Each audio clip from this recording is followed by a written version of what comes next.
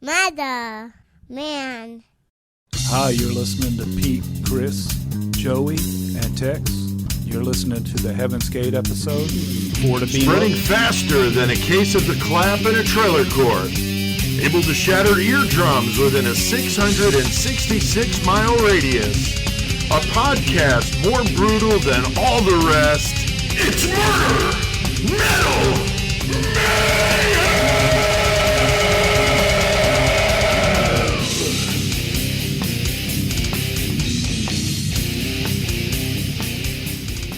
God damn, we're beaming up here tonight. Goddamn motherfuckers. It's going to be a wild one. It's Tuesday. We're throwing down a brand new Murder Metal Mayhem tonight here in Horns High Studios for the Horns High Podcast Network. Episode 231 happening tonight.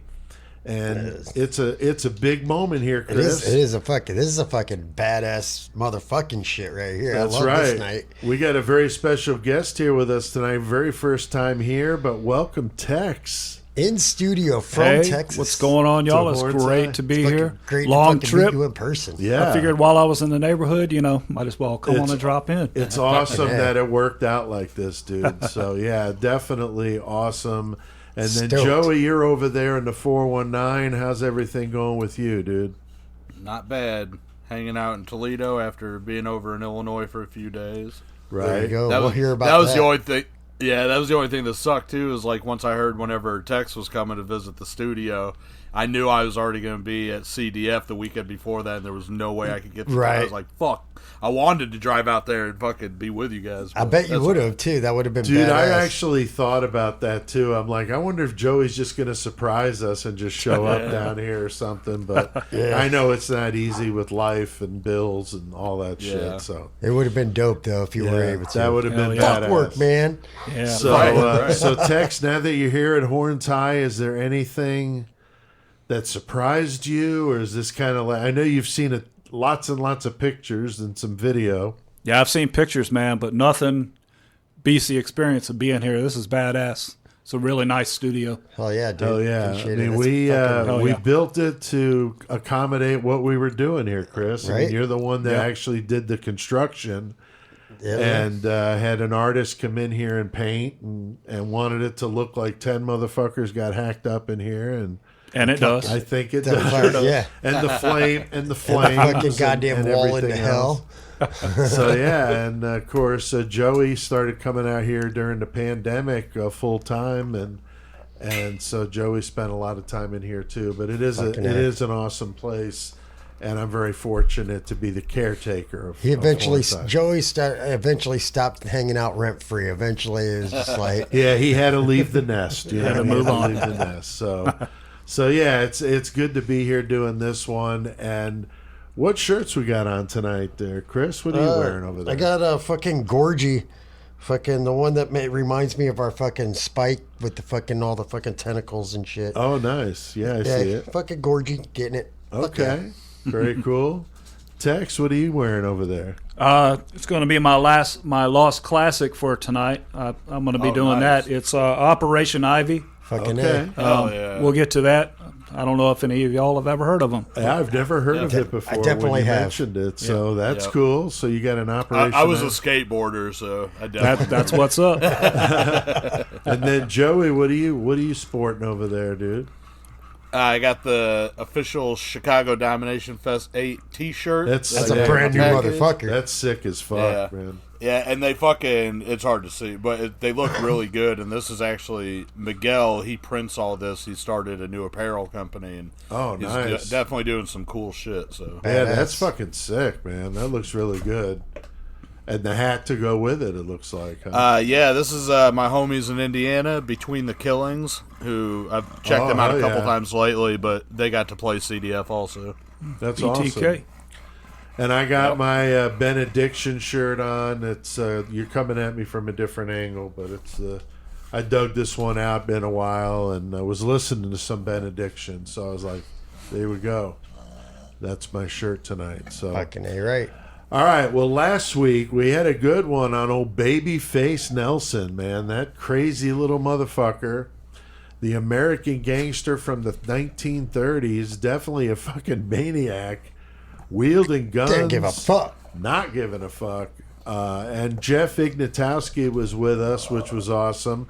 The suave Polish gentleman. The So, suave we ass. got two Polish guys, helping us now. So the last names are you can't Dude, hide from it. That's Next for time sure. we got Shane. Next week we got Shane on. We should Yeah. just have some Polish sausages and eat. Oh, them there you go. There you go. With the poutine. Yeah, with the poutine. So, Ooh, poutine, fucking Polish sausage poutine. oh, I'm sure There you that's go. been done. So yeah, so we had a good one with that. Lot of just joking with the whole baby face and just the world that just like so foreign from anything we know of today. And then I did the metal feature on Heavy Core, which was the organization I ran for metal bands, and I was the chief disposer of posers. And we had a good time running that, and so I talked about it, and we did a killer cage match. We had some good mayhem from you and Joey. Yeah. So that was awesome, Chris. So it was a good one, and we were passing 900, which is good for an episode in the first week. So thank you, those that have checked it out. And if you missed it, you got to go check out episode 230. So. Like goddamn babyface Nelson. He just pull out his fucking Tommy gun Yeah. and just spray you. Just shooting everybody. Right? So tonight we're going to start off our month of cults. That's a tongue twister there. With an episode on Heaven's Gate. And Tex, you requested this one since you're going to be here with us. Gave you the option, and so we're going with Heaven's Gate. 39 members of the cult. That most people never even heard of, but this was a mass suicide in 1997 out in California, and there were other groups of people that were associated, which we'll get to, that also committed suicide. The leaders, though, were Marshall Applewhite and Bonnie Nettles, also known as Bo and Peep, T and Doe. I mean, give me a fucking two. break with these two. The two, yeah. Very bizarre. A story of cults, definitely, that needed to be done. And starting off the cult episodes with this one's going to be crazy. So we're going to be doing that in the murder segment. I'm really anxious. And get your Nikes on for this one. So the tracksuit and the Nikes. Now, Chris, you got the horns tonight, and you're doing the feature on which band, man? Well, so last week when we were doing the episode, I was under the impression Tex was doing the Yeah, metal that was on segment. me. That was my mistake. So I didn't even have anything planned out. I was just like, oh, whatever. And then when you text me, I was like, oh, fuck. Now I got to just come up with something on the fly real quick. But I'm doing a fucking Whitechapel tonight. And I'm not making it all intricate because there's a lot, but I'm not making it all intricate, whatever. I'm just going to go through some shit and That's cool. be all right with it. All right, so we'll do that, and then Tex has this Lost classic for us. I'm anxious yep. to hear about that, and we're going to talk about Chicago Domination Fest, of course. Yes, sir. Joey was there all weekend, so that'll be in the metal segment, and that's going to be killer. Throwing down a brand new killer cage match, and that's where we get a list of 100 killers, 100 objects for them to fight with, a variable in the cage, and a song cranking the fuck out while they kill each other. You can't fight without music, bro. You really can't. You really can't, especially violent shit like that. And it's a do it. blast. The listeners love it, and we get people on the Facebook group that supply the random numbers. And Chris, this week we had a little confusion with listeners just putting one number instead of two. Okay. So I just said fuck it and just called them all. They're all in there. So All right. so there's the list. So thank you guys. All right, thanks everybody for making me work harder. I appreciate it. Fucking so helping us out tonight with these numbers, we got Jason Lapari. I apologize. We got Rudy Roger. We got our friend fucking goddamn Sue Rovens. I know what her name is. I know how to read. Well, that's good. Fuck. And then we got Collins 815 Rogers again. So yeah, hell yeah. Yeah, there's a was Roger trying to and a fucking think- Rogers, which is interesting. I was trying to Two think of the different- word author when I was talking about Sue. My brain yeah, just Sue's stopped. an author. So thanks, guys, and it's a good matchup tonight in the cage, Joey. This is an interesting one with your boy in there. Yeah. My boy being Sick Ripper, William Devin Howell. And then he's going to go up against a real sick motherfucker from up north, Alan Legier. Yeah. That's the fucking monster nasty. of the Miramichi. That motherfucker's crazy. So that's We going to watch. be. I was just going to say, we're watching the show The Righteous Gemstones with Dane McBride. And Yeah, Adam yeah. Devine. Love it, I love it, love man. that show. But the new one came out. You've been watching it, Tex? The new Hell one? yeah. The new I love season? So he's got that monster truck called the Redeemer. And fucking, they be cruising around, and every time they play it, they show the Redeemer. They got a song that they play with it that's just like the Sick Ripper shit that I do. It's like It is. Redeemer, but every time I hear it, that shit's too fucking much. Oh, that's good. I haven't watched I it haven't because we watched don't it have either. HBO, so Yeah, I don't have that. But we got so many of those fucking apps. It's like, at some point, right. just drawing the line. But so yeah, that's going to be good. And Chris, we know the objects always make it interesting. Yeah, but then there's that variable. Yeah, a lot of the times variable. my brother's part of the variable. Yeah, for some reason your brother ends up in there, and a song playing. So we'll do that in Mayhem, and that's always fun to do. Killer Cage Match. Big thanks to everybody out there listening. Keep seeing those good numbers. We're a little bit down from the week before, but still up for normal. We're at 3,600 total listens. Shit, yeah. So thank you very much. And we've Appreciate all had you 4 motherfuckers out solid there. weeks of good numbers. So thank you. That's awesome.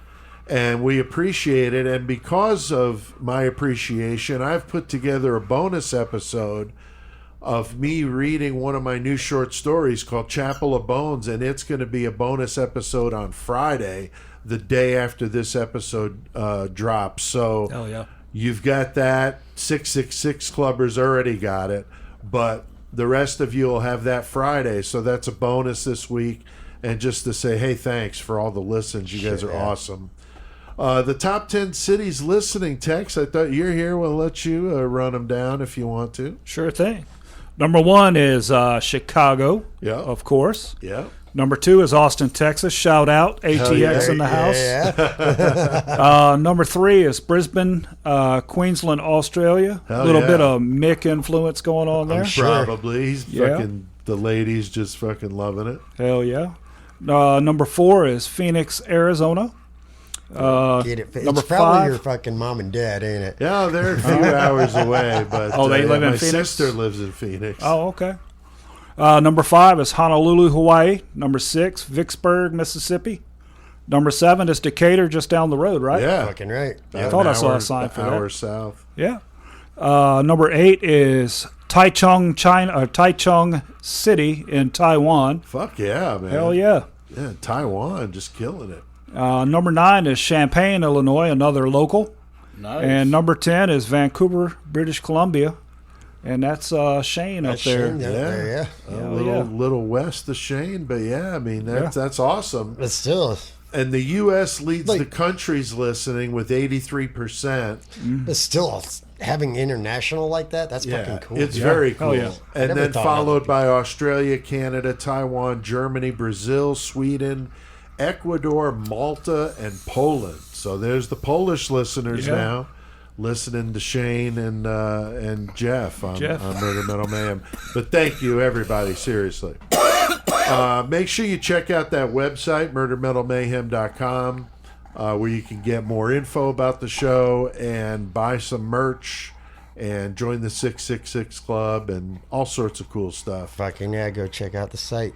And we got a lot on our plate tonight, guys. Taking a trip to the galaxy tonight. We're going further than we've ever gone on Murder Metal Mayhem. Going to We're going to space. strap on the fucking Nikes and the tracksuits and take a little trip with Doe and T. It's going to get fucking crazy in here. Yeah, so I'm going to take a second. I'm going to start a new segment real quick. It's just a short one. Everybody needs to know, Cashman, what strain are you smoking tonight? Tonight we're on the Blue Runts. There you go, right on. Let's get our fucking goddamn weird ass fucking UFO cult shit on. Just do it.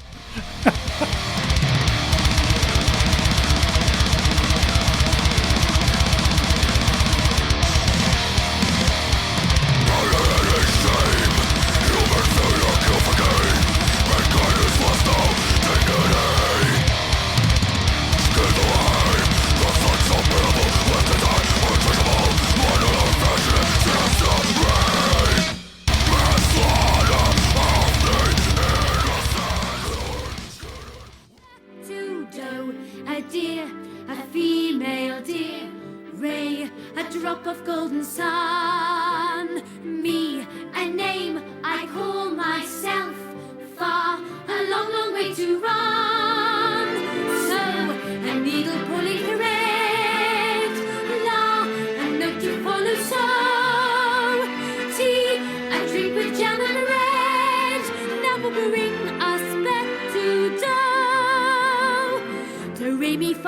la-di-do, so do.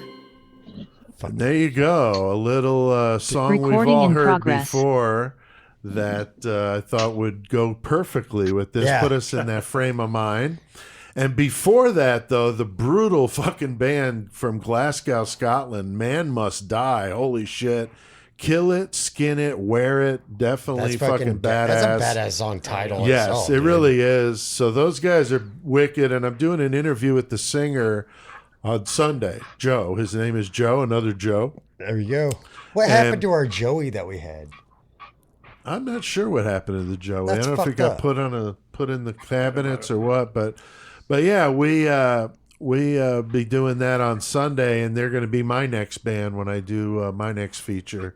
But we got Tex still in here with us, and Hey. good to have you here, Tex, and definitely going to have some fun with this tonight. Hell yeah, man. There's just a lot of stuff to talk about, and of course we try to hone it down, but it's just tough. You know, there's just so much with this one. This went on Joey's for how many fucking coughing up fucking a years? lung over there. This What's is, that? like this whole thing we're talking about, how many years? Like, holy shit, dude. Like trying to get it 25. shrunk down. Yeah, exactly. So tonight we're starting the cult episodes, and we're doing all month. We're doing them. This is probably the most high profile, if you want to call it that, cult of the bunch. And Tex, since you're going to be here, we wanted to give you the option, and you made a great choice with Heaven's Gate. I mean, just the UFO cults are just really goofy. Marshall's a goofy looking motherfucker. Yeah, he really was. So the 1997 mass suicide, though, is what put it on the map with 39 members. It's all over the news, obviously sensationalized. They were doing skits of it on Saturday Night Live, poking fun of it, So soon after. Yeah, I read that there was some controversy with that for sure. And there were copycats, too, we're going to talk about. And it is known as, one of the more crazy cults. And we're doing a good one tonight. I'm anxious to get into it. And I did want to mention, though, I mean, in all seriousness, if anybody is struggling with any kind of mental health issues or thoughts of suicide, please get help. There's lots of help out there.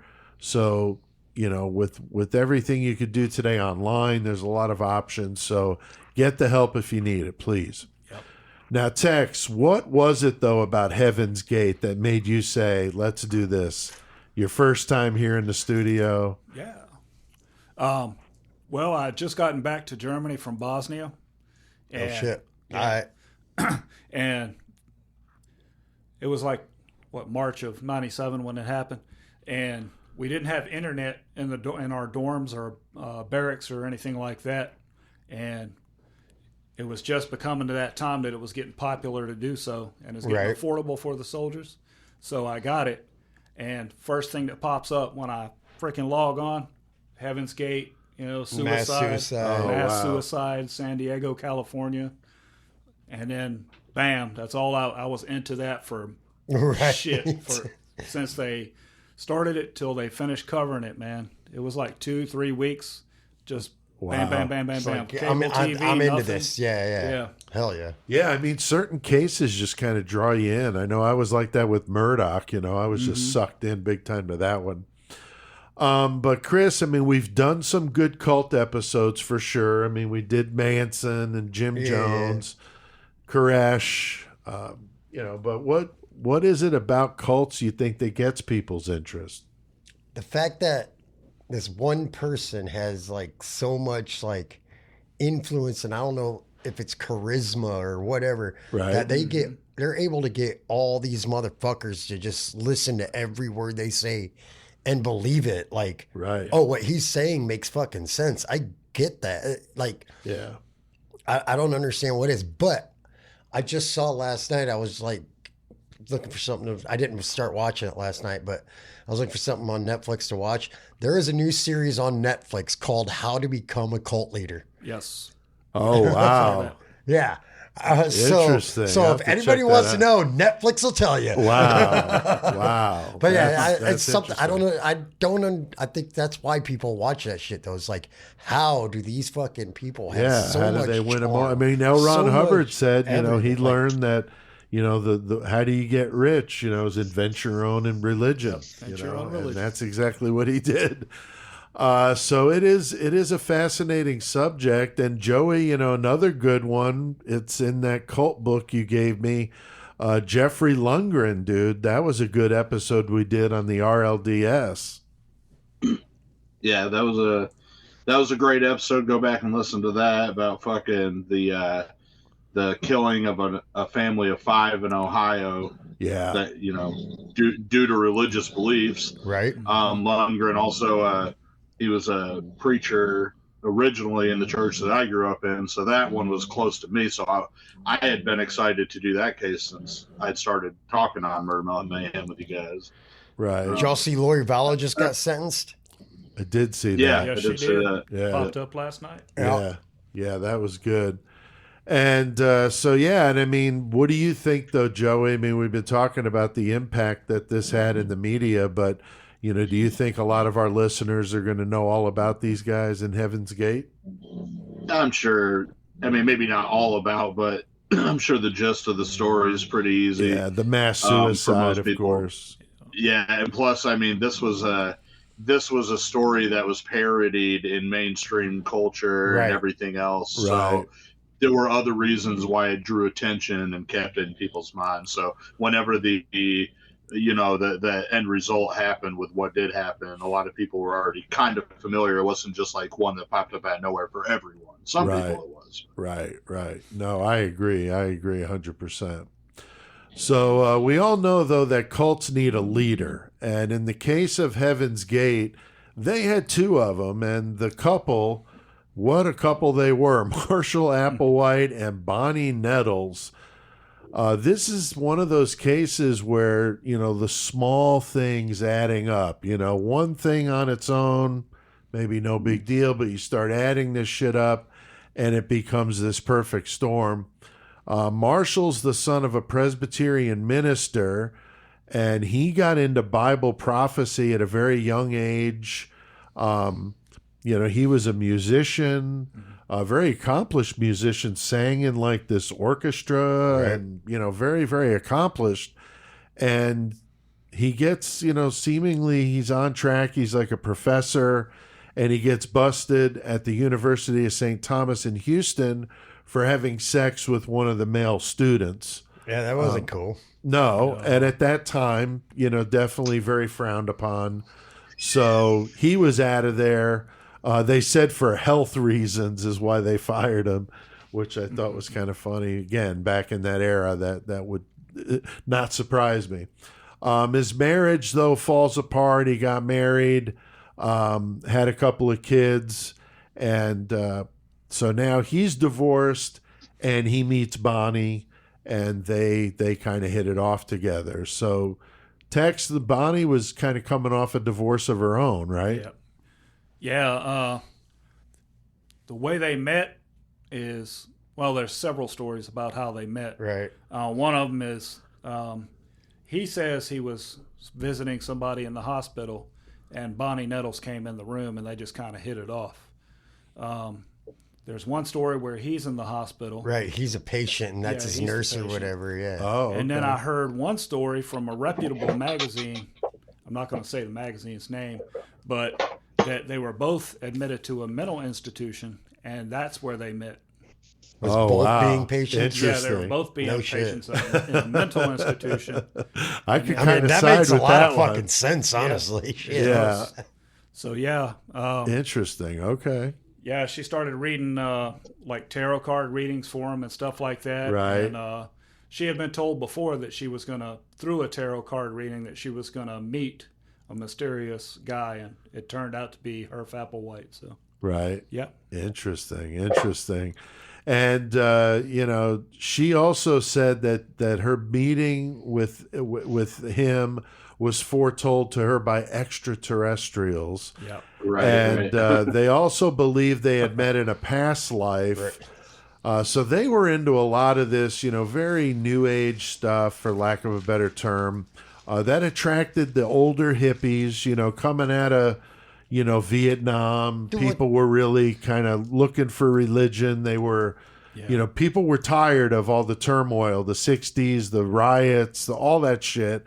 So they were just like in the right place at the right time, providing us something that these people that didn't feel like they had a connection with anybody for whatever reason connected with these two. So what's crazy is I never saw anything about these two and fucking, or any of it with like fucking drugs, like acid or any, like none of it. No, and the sex part of it's not. We're going to talk about that, but I mean, it's weird. This cult reminds me of others, but in some ways it's like so dramatically different. Yeah. Because the sex component is always a big part of it. It was total opposite. And all this new age stuff back then was pretty par for the course anyway. Right. So I don't think they were too far out of the realm of mainstream. No, really they weren't at all. So it's kind of, like the right place, right time type thing. But Chris, they start reading the Bible like all kinds, a lot. And they're getting kind of crazy with it, man. Dude, but they're also talking about like how Jesus was an alien. Mm-hmm. Like, what the shit, dude? It makes no sense. And they thought that they were believed to have been reincarnated or whatever, wasn't it? Yeah, I know they were here to recruit and take people with them. Right. And like they did, like their human body was just what they call all the time a vehicle. A vehicle. Yeah. They were the two lampposts. They were the fucking damn. That's right. There to take find these people and take them away in their fucking spaceship to heaven. Yeah, we're going to talk about the whole Scientology ties here, but here's another one with the vessels, because the Scientologists believe the same kind of thing. Yeah.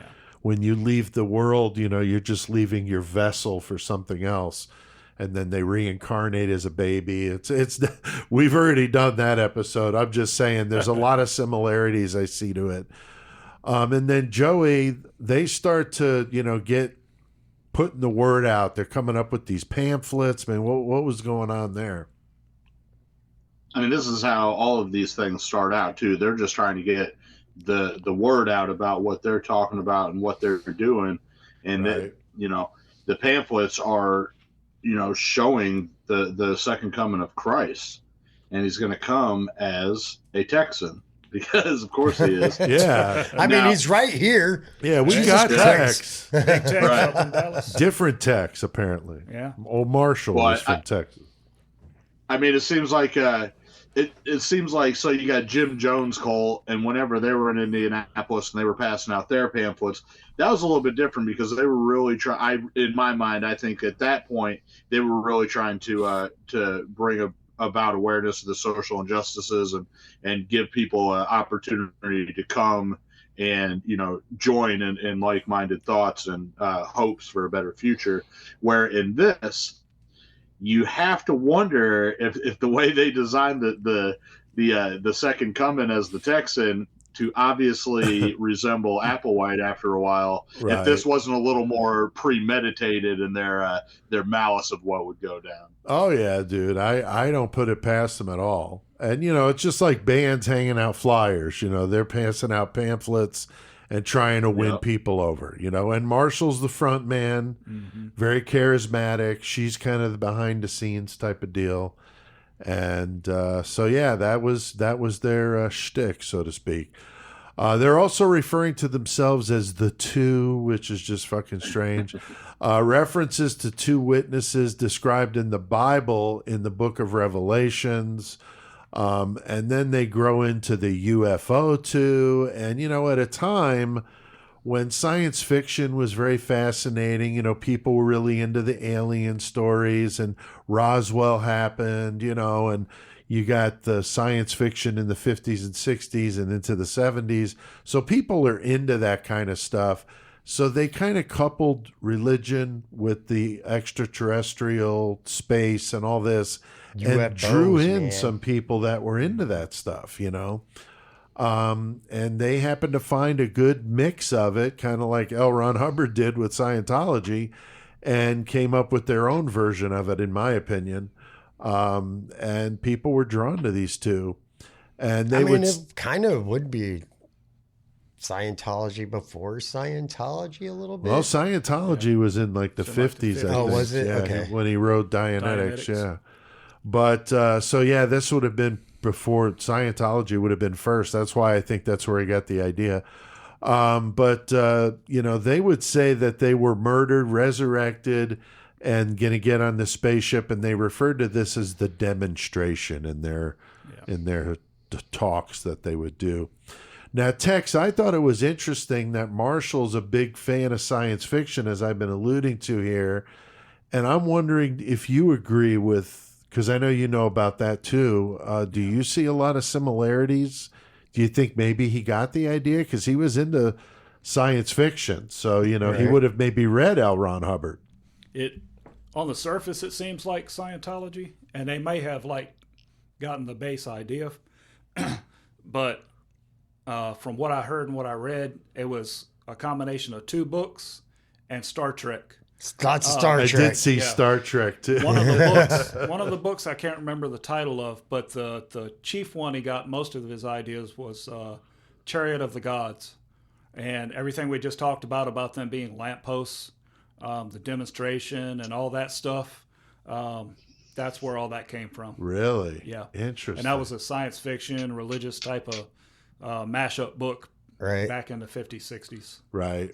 So yeah, I've heard that's of where it. that came from. I also saw that he was fascinated with science fiction anyway, but the moon landing really impacted him Yep. and really got him going on tying in religion, which he already had, Right. with the science fiction and merging the two. Just very fascinating. Every time the moon landing gets brought up, I just think of fucking goddamn Jim Carrey and Dumb and Dumber when he sees the sign, that thing on the wall, like, we went to the moon. Oh, yeah. The more I think about the parallels, though, I definitely think there could have been maybe, that's where he could have got the idea, but who knows? Yeah. Now, Chris, they get into some trouble, though, in 1974 with their very first follower. Yeah, Sharon Morgan, she just bailed on her kids, go hang out with them, whatever. It's like, hey, use my motherfucking credit cards to do whatever. And then she decides, I don't want to do that anymore. She just goes home. Yep. So she puts out fraudulent charges on her cards, even though she was out there with them rolling, get whatever. But as they get that investigation, they found out that he had that car that he had not he rented but never returned. He just out cruising around, not paying for shit, dude. What an idiot. It's kind of like what I'm doing right now. Fuck yeah, dude. That's what's up. I heard they did that a lot, though. They skipped out on hotel bills and car rentals and never brought the car back. Yeah. Whatever. But yeah, he ended up getting 6 months in jail for that shit. Then he gets back to with Bonnie after he gets out, and he's like, all right, let's go get some more people that we could use their credit cards. Yeah, I guess, right? I mean, they had this make system them kill down. themselves and cut their nuts off. So he gets a little bit of time, comes back, and they're back in the saddle again. And then, Joey, things are getting even wackier with these fucking pamphlets. They're talking about people as crew members. I mean, next level. What is going on with this shit, dude? They are continuing their pursuit to try to spread their message that they have to these people about these extraterrestrial divine purposes that they have, and their pamphlets. Yeah, they're getting more into the realm of the science fiction. I know that there's a lot of different kinds of people out there, and especially back then it was a lot different, but I mean, I personally know, I have an uncle and I know some other people growing up that were so into Star Wars and Star Trek, mostly to be honest, the scariest friends of mine are Star Trek. I knew some old hippie parents of friends of mine and stuff that were into that stuff. And I could see them really, really going for something like this. Like, okay, I can Right. get some answers through this because I can understand this and I'm interested. Yeah, you're already That's- interested. It's just a Right, cool right. tie. I mean, it's pretty genius. I mean, Hey, man, it's interesting. I fucking love Star Trek: The Next Generation. Especially Lieutenant Yar. Yeah. Hell yeah. So, but where they get Deanna into some, fucking Troy, though. Oh yeah. they get into a little bit of trouble. They have this meeting in Oregon in 1975. They managed to convince 20 people to just like leave their families and come join them, sell all their shit. And this draws some attention. People are noticing that these people have fucking vanished. And it kind of like some Atlas Shrugged shit going on here. And the concept that people would just do that, you know, from all walks of life. I mean, these are not people that are unstable and not, you know, these are doctors, lawyers, you know, construction workers. I mean, all people of all types.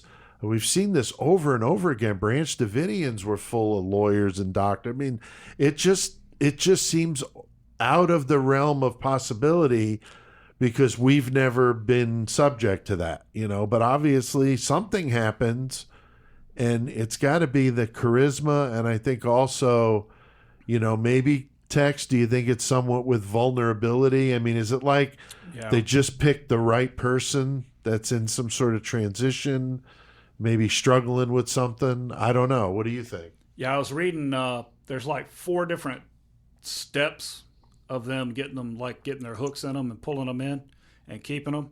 One is you got to have the right target, like you said, people that are like most susceptible, that are stressed, emotionally vulnerable. They have either tenuous or no family connections. You know, new college students are supposedly like the big. Right, that would make sense. They're like people going out in the world on their own, new again, Yeah. like, oh shit.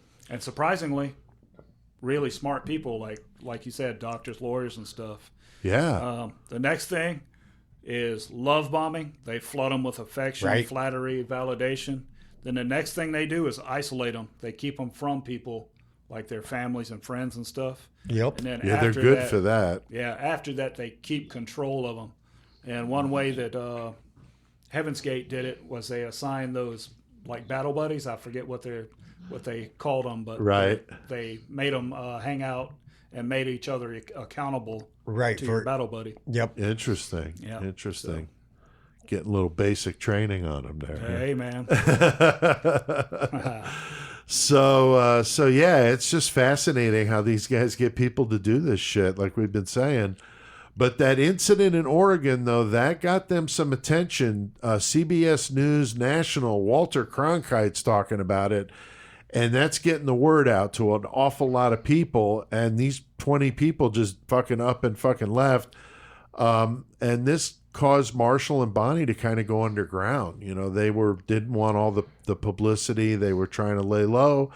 And this is when they were going by Doe and T. So because of this song that from the intro, because Yeah. of the sound of fucking music. exactly. I'm just trying to figure out why those 2 notes. I don't know, but for whatever reason, that was their jam. So The beginning and the end. Yep. okay. It is. All right. That makes sense. Yep. That makes sense. Now, Chris, at the point now they're at 100 followers, but they're like living in tents. I mean, this is not a good fucking experience. I mean, these people are down with it, but yeah, they're kind of going to campsites here and there, just fucking camping out. Fucking, and he's like Tex is saying, he's basically got them in. He's like, I don't want to say holding them hostage because they're doing this on their own. Yeah, they wanna be doing it on there. their I own. mean, They want to fucking be there, but somehow he's just like, no, this is the way. We have to do this. Right. I want to know what they did to pull all 20 of those people in from one damn meeting. I know. Like, You know, they had hundreds of meetings. I know. Like, what was it And about then that one meeting meeting, that got these 20 guys are just people to Something in just the water. I don't like know. walk away from your whole family? And that's just fucking crazy. I mean, there were the couple stories where like the one they left their kids And they was like, in 3 months, if we don't like this, we're going to fucking bounce. And that's what they did after 3 months. They're just like, yeah, I ain't doing this and going back to your kids. But at that time, who the fuck did you leave your kids with? And like, you're just going to fucking drop your kids off of me, leave for 3 months and fucking not fucking say anything? Nope. It's definitely fucked up. Definitely. And they're begging on the streets for money.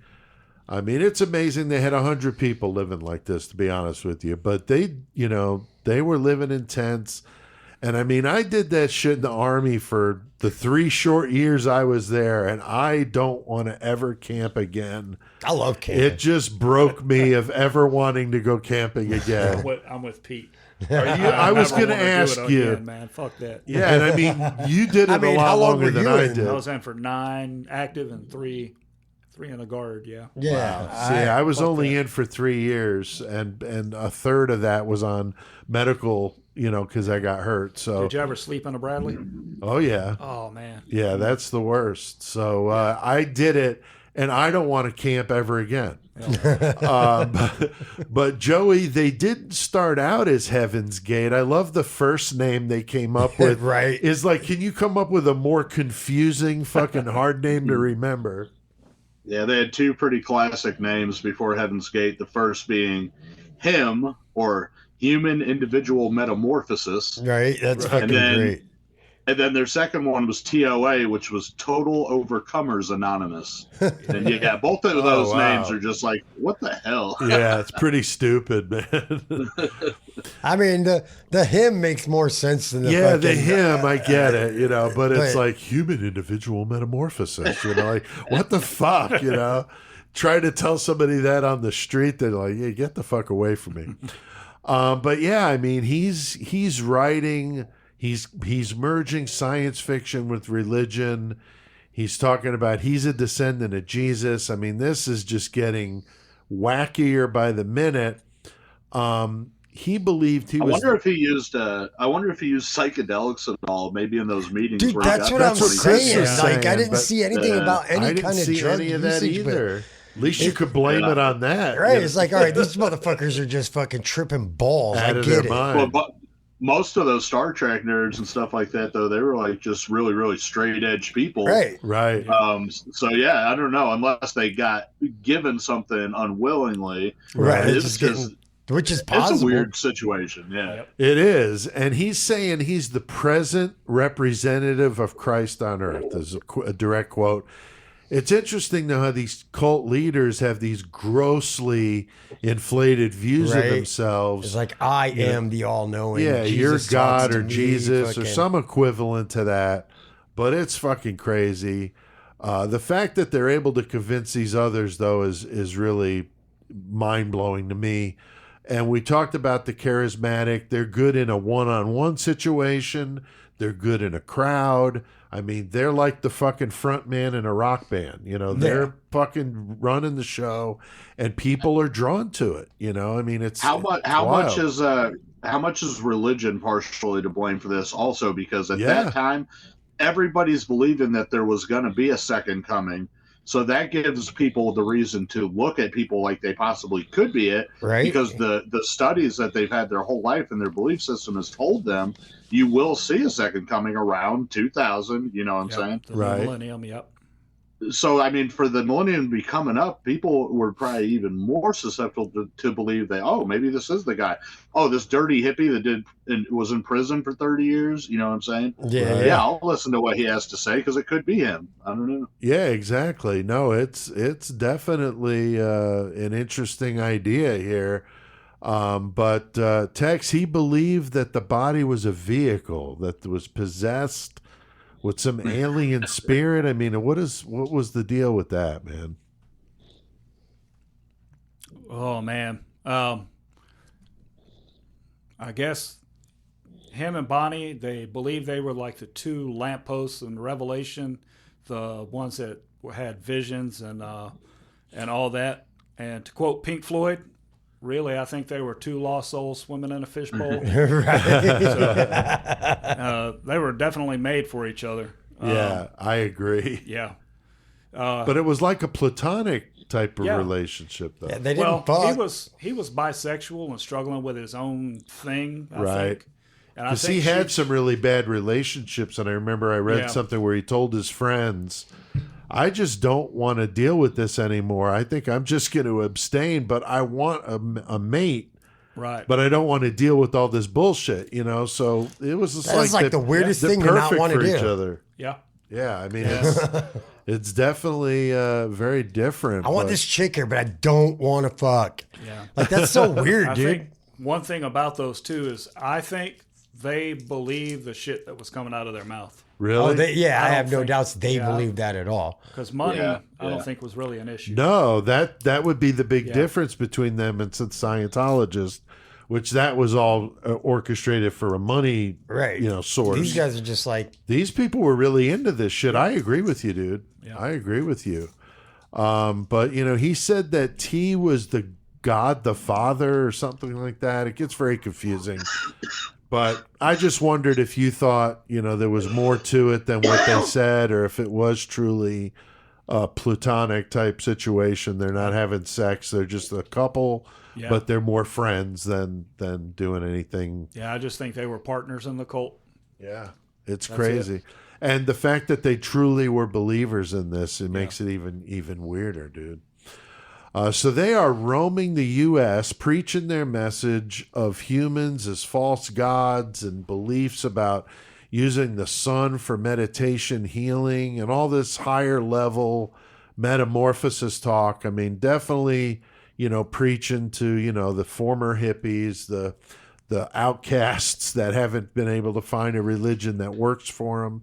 And they start talking about this UFO too, and they're barely hanging on, and the 70s are fucking, passing them by. People are maybe less apt to fall for that new age stuff, but then they come up with a business text. I mean, they're able to create some serious fucking revenue from this tech company that they established Yeah, man.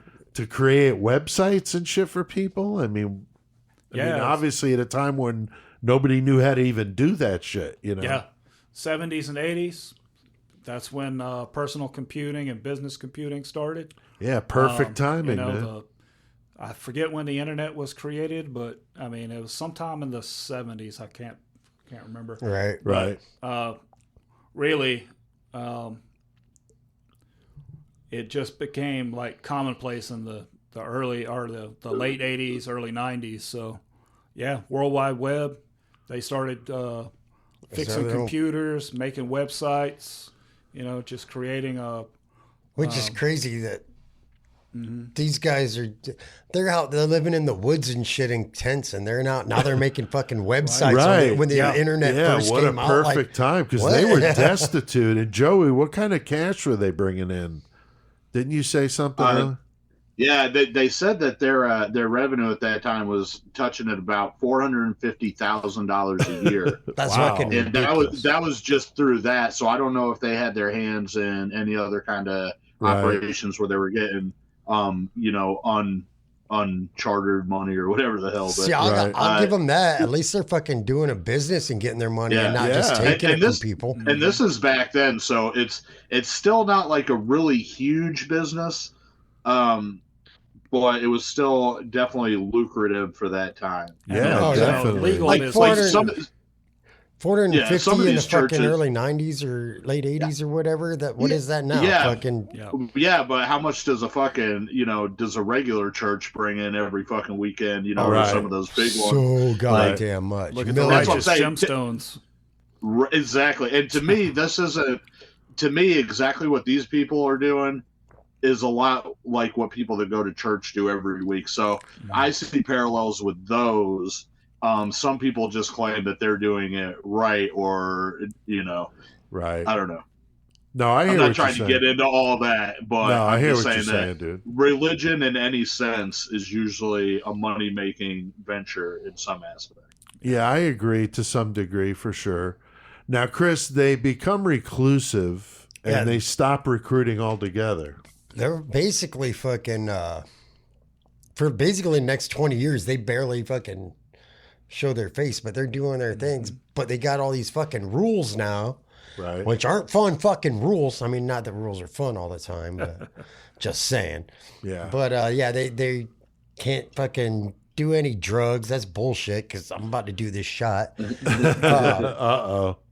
That sex, my friend, is frowned upon. Masturbation, my friend, is frowned upon. Oh, boy. You can't even fucking jerk one off in the fucking shower, dude. Wow. Unless you have your battle buddy there. Oh. That wouldn't go in the nation, though, Chris. No, I mean, we not being definitely able to wouldn't be fucking hanging out like crank that over one there, out, dude. yeah. No. God damn. But yeah, that like, and there was even like a conversation or talk. It is the point that like your only answers to any question was yes, no, or maybe, basically. Like if you got asked something is minimal and you weren't allowed to have any kind of fucking like intimate interaction at all. Seriously, Right. like at all. Yeah. Or they cut their fucking food rations down to like they're all eating the same minuscule shit. Right. Like just trying to cut it off. Like, no, we're leaving this earth. Yeah, there was definitely a lot of rules here, and like we were saying, there's a lot of differences with this cult. But you know, I think the biggest difference, like we've been saying, is the lack of sex, because that's usually the cult leader's like banging everybody's wife. and the every other cult dude, members every can't do fucking- anything. You know, it's Yeah. fucked up. But that's not the case at all here, which is definitely very And different. we'll 'cause get that into seemed- more about what's going on with that too in a bit. Yeah, we will, for sure. So, Joey, I mean, I'm sure you've seen some of those interviews with the former members of the cult talking about, you know, what it was like being in there, man. Yeah, you always got different members afterwards that come out, and those to me are some of the most interesting points of view to hear, because these people lived through it, and then they are still alive to have a hindsight about it, speaking also about like the Waco tragedy, things like that, Ruby Ridge. Right. You have the people that lived through it, and they're able to give their hindsight in it. So that's very interesting. They talk about how, you know, in Heaven's Gate that they were pretty much like Tex was saying, they went through the, you know, disassociating from family and leaving other belongings behind and things like that. And Right. these people did all that. It's messed up how they can get people to do that, but they do. I agree, dude. I agree. And I know we talked about this when we did the Lundgren episode, Joey, but your involvement as a kid with the RLDS movement, but do you see a lot of comparatives or things, comparison between I mean, you're always that? going to in this case, yeah. I mean, you're always going to see comparisons. I think a big difference that I can notice between the Lundgren case with almost any of the other cult ones that we would do is like this one with Heaven's Gate, even Branch Davidian, a lot of those seem like they had a higher form of organization at some level that kind of made everything seem like a system. Right. Where Lundgren's case to me is always going to be a little darker because he didn't have a huge following of people. He Right. just had some real folks that really were confused about what was going on, and Yeah. and I mean, they killed one family straight out, just cold hearted as hell. So Kids it's a and little all. bit different because it just seemed like more of a down home story. You know what I'm saying? I Compared to agree. where these ones seem very sensationalized and very widespread, I guess. Right, right. Yeah, very interesting. And I saw a lot of stuff, you know, about Heaven's Gate and the hippie movement and these fringe groups. So it's just kind of like I said, right place, right time. The UFO Yeah. concept brought a lot of them in. I did read a few different accounts from people that were members that said that was exactly why they came. Now, the book that came out in 1979 called Messengers of Deception, this drew a lot of attention to them again, talking about the validity of these two running the organization. 1994, there's a major story in LA Weekly.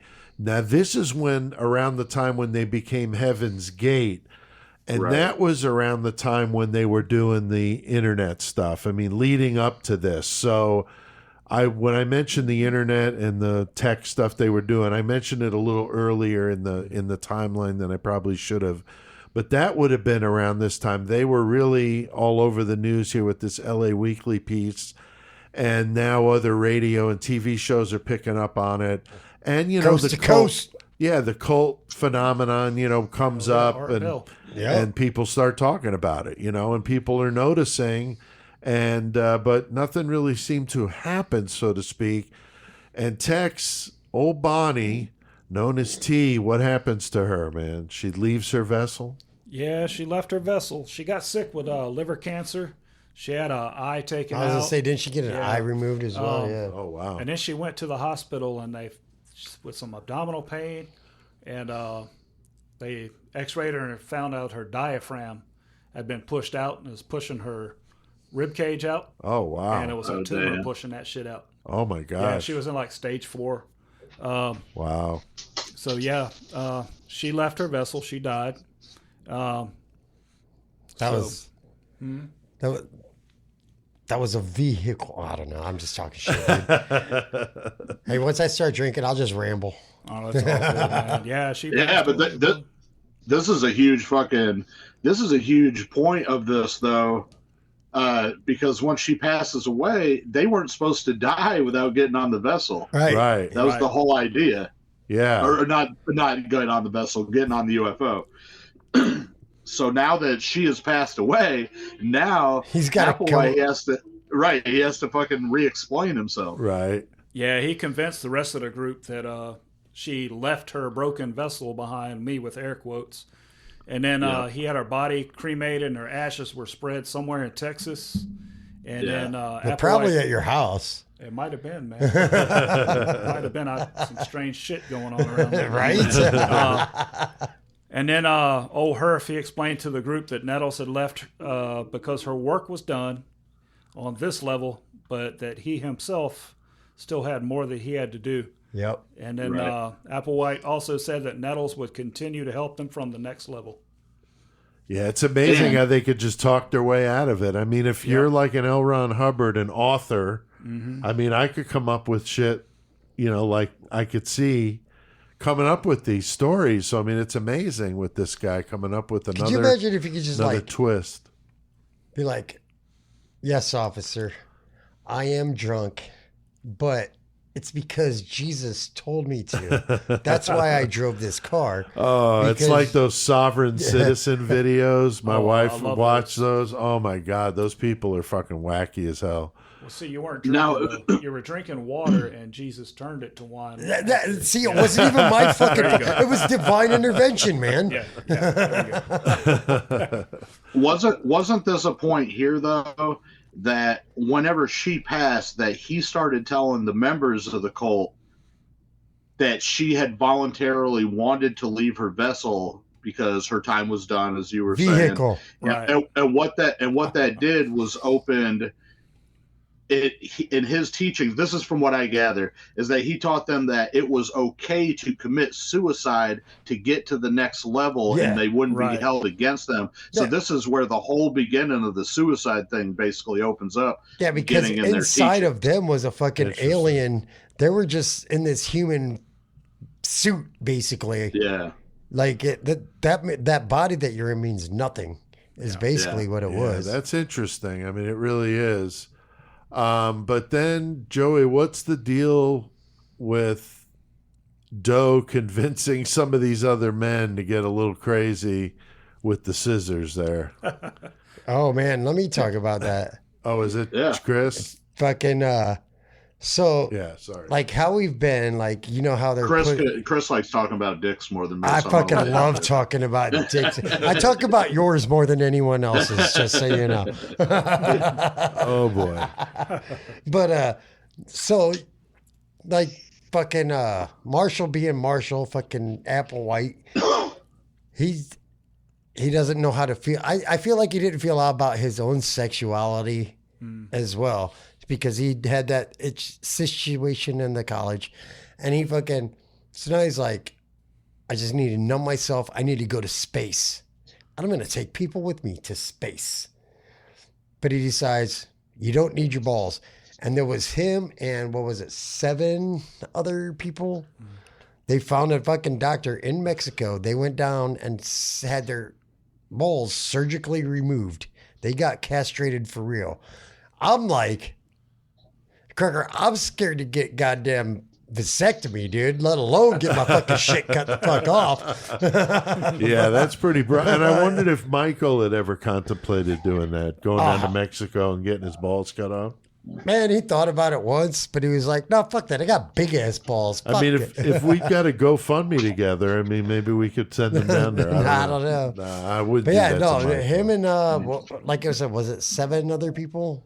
Something like that. Yeah. Yeah, they all went down there and they got their Yeah. they all got their Could you balls imagine surgically removed. having that done and then But I'm going to take a nap and then waking up and your fucking ball sack is as big as Jeffrey Dahmer's head over there? Jesus Christ, man. could you imagine doing that and waking up with the phantom ball itch? Oh. You know how when you get, you know how people say when they get an amputation, you got that phantom feeling? Could you Right. imagine phantom balls?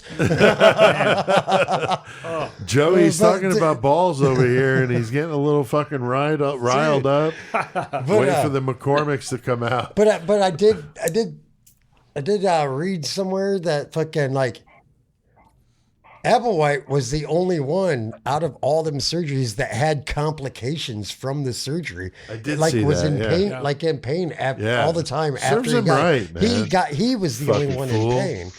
So like get Yeah. it done, son. I guess. Now, Joey, I wonder if any death or grind bands ever did any songs about these guys, and specifically the castration part of it. You know, I couldn't find anything on anyone that had. I'm sure that somebody has. I know that Applewhite's face is on a couple of the collages Macabre's put out on some of their shirts and stuff Of course. like that. But as far as like specific songs, I couldn't figure that out. The castration thing, definitely, you know. Plenty of that. Just cool. Yeah, I'm wondering, you know, I'm not sure either. I was curious about this too, if the thought of not having the genitals of getting the castration, I wonder if that was also derived from the fact that most of the time you see aliens are shown There's as nothing you know, there. Yeah. Yeah, They're no sex naked, no parts, so- clothing. There's no That's fucking true. right. yeah, I don't know if that had anything to do with it, but I can see But, him using that. I as a didn't even think catalyst. about that, but that's Yeah, fucking that's a good point, Joey. yeah. Yeah, I could see that too. Yeah, very, very interesting. Now, I think every male listener probably grimacing hearing this talk about this, but, you know, it is definitely part what of the the story. Oh yeah, dude. Hey, Pete, I'm gonna tell you what. If you fucking text, Cashman, anybody said, so planning on taking a trip down to Tijuana, get my balls cut off. You want to ride with? Like, fuck you. Yeah, exactly. Yeah, in advance. No, I'm not going down there. Yeah, I'm not doing I'm it. pretty sure if you wanted your balls cut off, that you could use Michael's katana or zombies. That tool, and it would motherfucker's work. sharp as shit, dude. Probably. Fuck yeah. So to convince somebody to do that is just very powerful. So again, a testament to how convincing these fucking people were, and in this case, old Doe doing this kind of stuff. And Tex, It's now time, Tex. we get to a mass suicide event, and I know that you're really into the story, so I kind of wanted to give you a chance to, you know, tell it. You know, because it is a very interesting, all the little details about the change in their pockets, and Yeah. but they're renting this ranch or this huge fucking estate, right? Yeah, it's in, they call it the monastery. And it's in Rancho Santa Fe, California, which is down near San Diego. Okay, And beautiful. yeah, and as previously mentioned, Heaven's Gate was heavily focused on the connection between men, extraterrestrials, and God. Members of the group strongly believed in heavenly signs and say God in comets, stars, and meteors. And then they learned that the Hale-Bopp comet was coming along, Right. and it was a heavenly messenger to them. And that was their like sign that it's time to step over to the next level. So when it came time to do this thing, they did it in shifts. The first 15 The first 15 took a Fuck. Sorry, took a Eileen, don't kill me. combination of vodka, barbiturates, Yeah. and I think it was like applesauce. or Applesauce, some people had like They say pudding as well. yeah, pudding. So whatever your taste, whatever you like, I guess. Yeah. So then the next shift after them would cover them with a purple shroud. Right. And then they would die. And then the next few days, the next shift, and then the next shift after that, it was 3 different ones.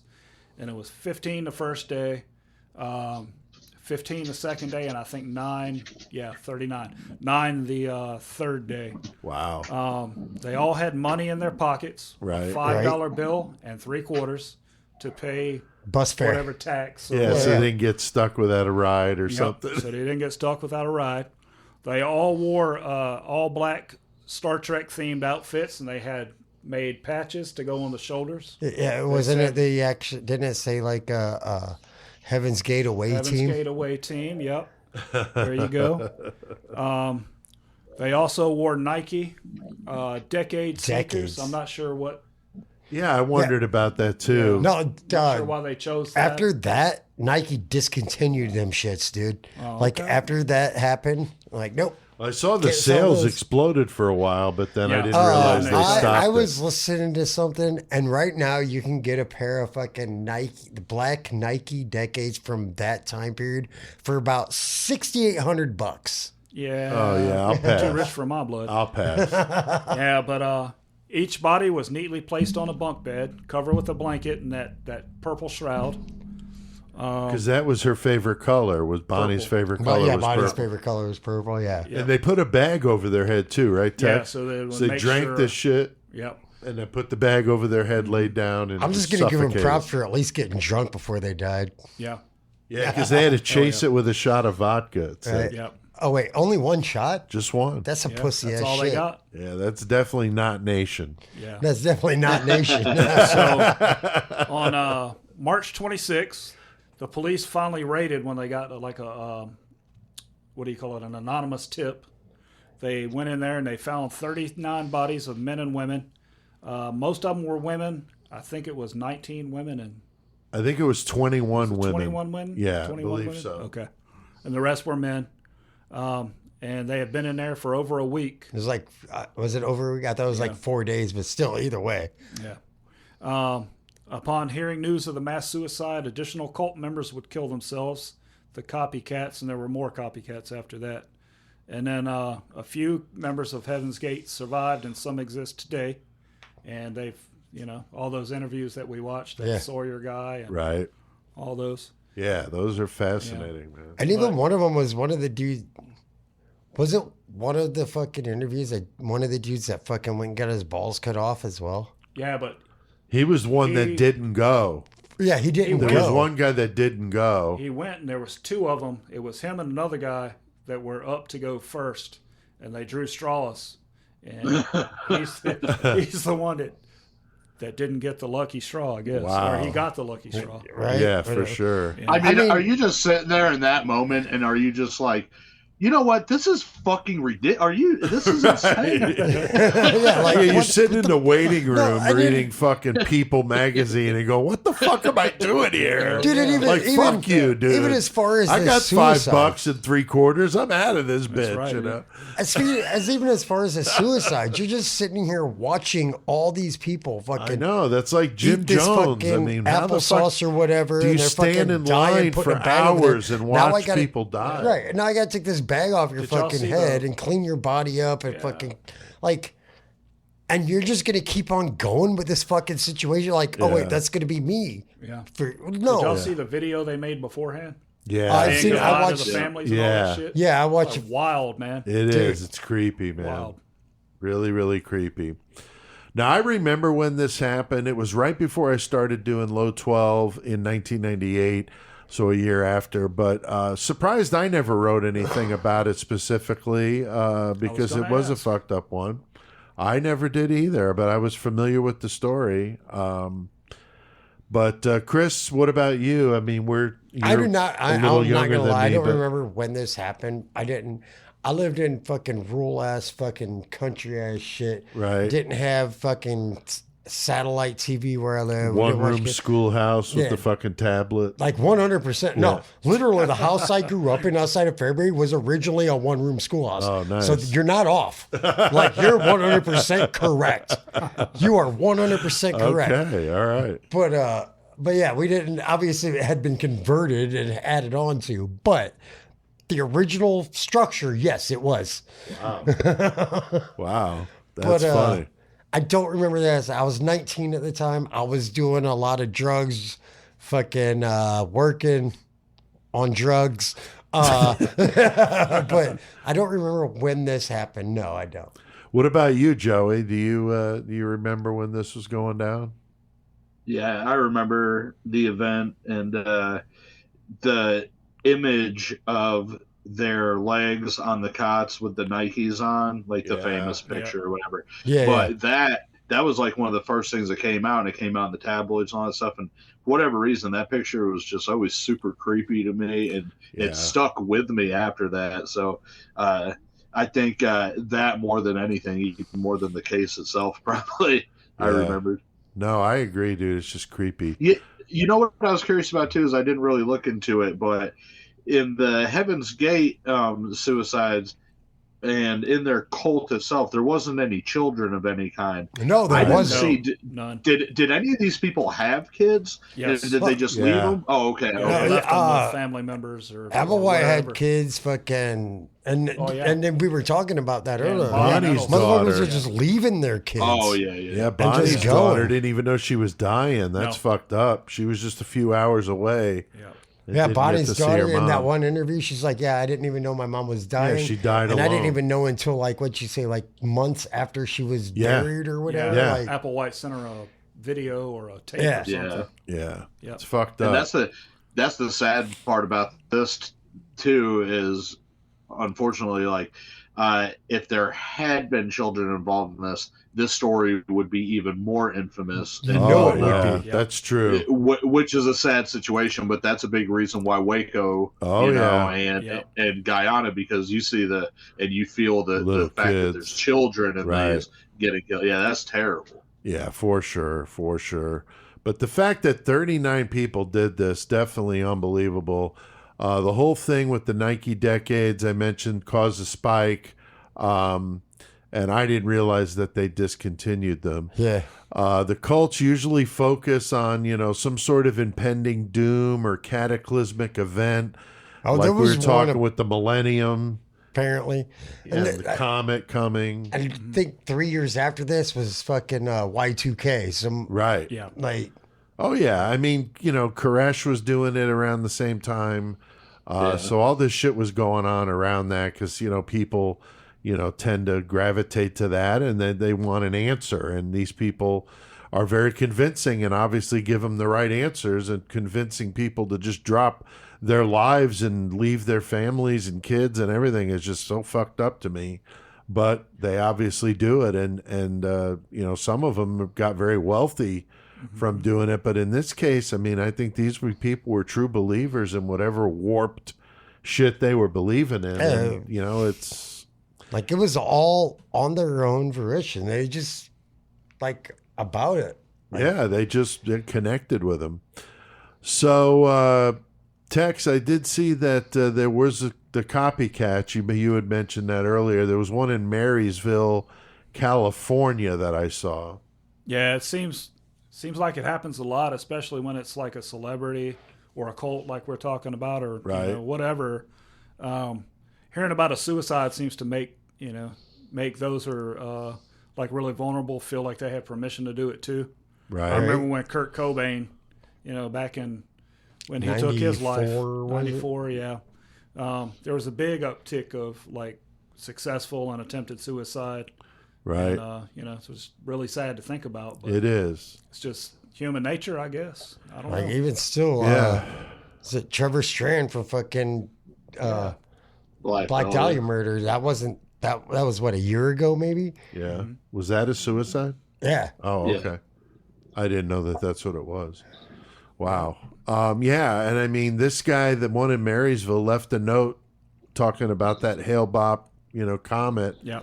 And it's I'm just gonna amazing. say, I really hope you have bop for the motherfucking goddamn karaoke song. I was hoping Do Re Mi. Do Re Mi. I saw you said that, dude. Yeah. Either one would be fucking fantastic. So there were 3 other Heaven's Gate cult members that died by suicide after the event. I know Tech mentioned this. 2 of them tried to do it at a hotel room. They had the outfits on and everything. One did die. The other didn't, and then killed himself later. Just unbelievably sad all the way around with this story. There are 2 former members that started another group that still Out there in operate a Arizona? website. There is the Heaven's Gate website is still operational, I've been told. Yes, it is. I did watch a documentary about UFO cults, so there's others out there, definitely just as wacky as the Heaven's Gate stuff. I've never been a fan of the UFO stories. I'm not a sci-fi person. I watch it's got to be like the right type of a story for me to get into it. A lot of it I just don't care for. So it's not my thing, but I know a lot of people are, and it's very popular, so that's cool. Because you're an alien, you don't want us to know. I guess. But there, Chris, a lot of media attention with this one, There was a lot. Like, I never really got into it. I know there's fucking probably movies based on it and all that shit. I never really paid attention to what they were. Right. Like, I've probably seen some and just didn't realize, you based that off of fucking Heaven's Gate, yeah. Like, I don't know. And there's obviously docuseries. I can't name one offhand, but I watched a couple things about them. But yeah, I haven't seen any Tex, have you seen anything like a docuseries on? No, I haven't. Yeah, I haven't Just either. documentaries that I've Right. watched. Yeah, there's some good documentary. It's because both of you guys are in your fucking goddamn Army Boy UFO out in the sky laughing at us. Now, Joey, did you want to weigh in on any movies or books or anything that were done about this? I'll bring Don't up. talk about few, music. You're right. I'll bring up a few things that were in popular culture that I thought were interesting about the Heaven's Gate. Now, all the way back in 1979. There was a made-for-TV movie called The Mysterious 2 on NBC, which was based on the exploits of Applewhite and his wife Nettles, which back then was 79? basically 79. So this was Wow. relatively unknown outside of the circle. That's when that book came out. Right. And we've seen before, like we saw with the People's Temple and stuff like that all of a sudden somebody gets some inside information about something and tries to expose it, and that's whenever the cult has to go underground or make tragic changes, because usually it's the head of the cult knows he's about to get fucked over for some shit that he did and get caught up. Right. And he has to fucking escape that. So anyway, 1979 there was a made-for-TV movie about it, Mysterious 2.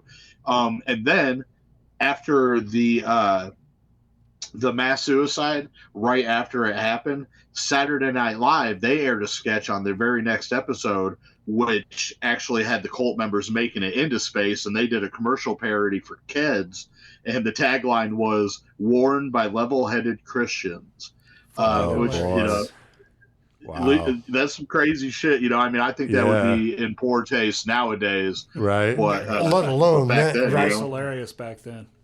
Yeah, it's so fucked up. Vice Media, they've done a documentary about Seth MacFarlane on the Family Guy. He did an episode called Chitty Chitty Death Bang, and was basically parodying the Heaven's Gate situation. We watched the Family Guy. It was like the 3rd episode that talked about it. Yeah, it was kind of fucked up because the voices were not the people that do it now. There was a couple of them that were different, and it was weird watching it. Because it was like, wow, that's not Lois. It sounds like her, but not quite. But yeah, it was like the 3rd episode.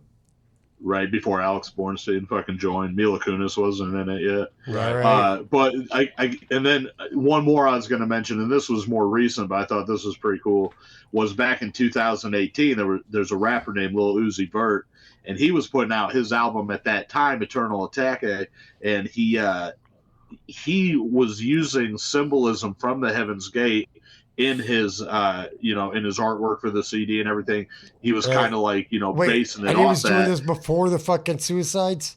No, this is Okay. 2018. Oh, all right. So, all right. but that caused Mark and Sarah King, who those are the people that were responsible for continuing to maintain the website that we were talking about Yeah. still open. Okay, yeah. They told him that he's using and adapting our copyrights and trademarks without our permissions, and we're going to get our attorneys. And they said that this is not fair use or parody. This is a direct and clear infringement. So whenever he actually ended up dropping his album, it still had a symbol that was almost identical to Heaven's Gate, but it had a little bit of Twist to differences. it. in it. It's like fucking Yeah, when but- Vanilla Ice put the ting into the fucking beat, right? Right. Well, it's just it just shows that I'm saying even years later and in different avenues of genres of music and stuff, that there's still an influence that Heaven's Gate had for some people. So Right on. Yeah, very cool. So this was definitely a good one, I think, for us to do. First one of the month on the cults.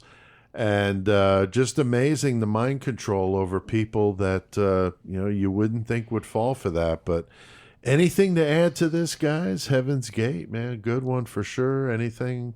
Yeah, I've got one thing. Yeah, Like you said, the website is still being maintained for Heaven's Gate. right.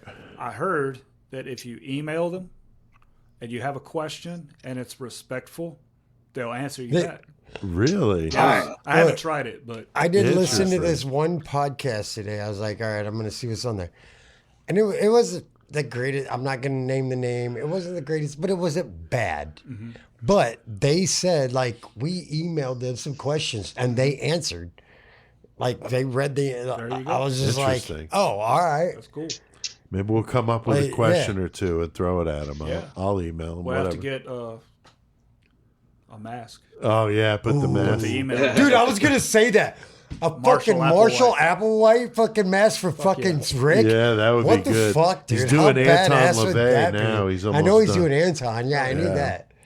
But a Very fucking cool. Marshall Applewhite. Yeah, that'd Come be on, a that good mask mask. Those fucking eyes, man. Well, Tex, it was awesome that you're here, and I know you're talking about staying around for metal. Is that sir. still all right? Yeah, So man. we're going to keep you here with us.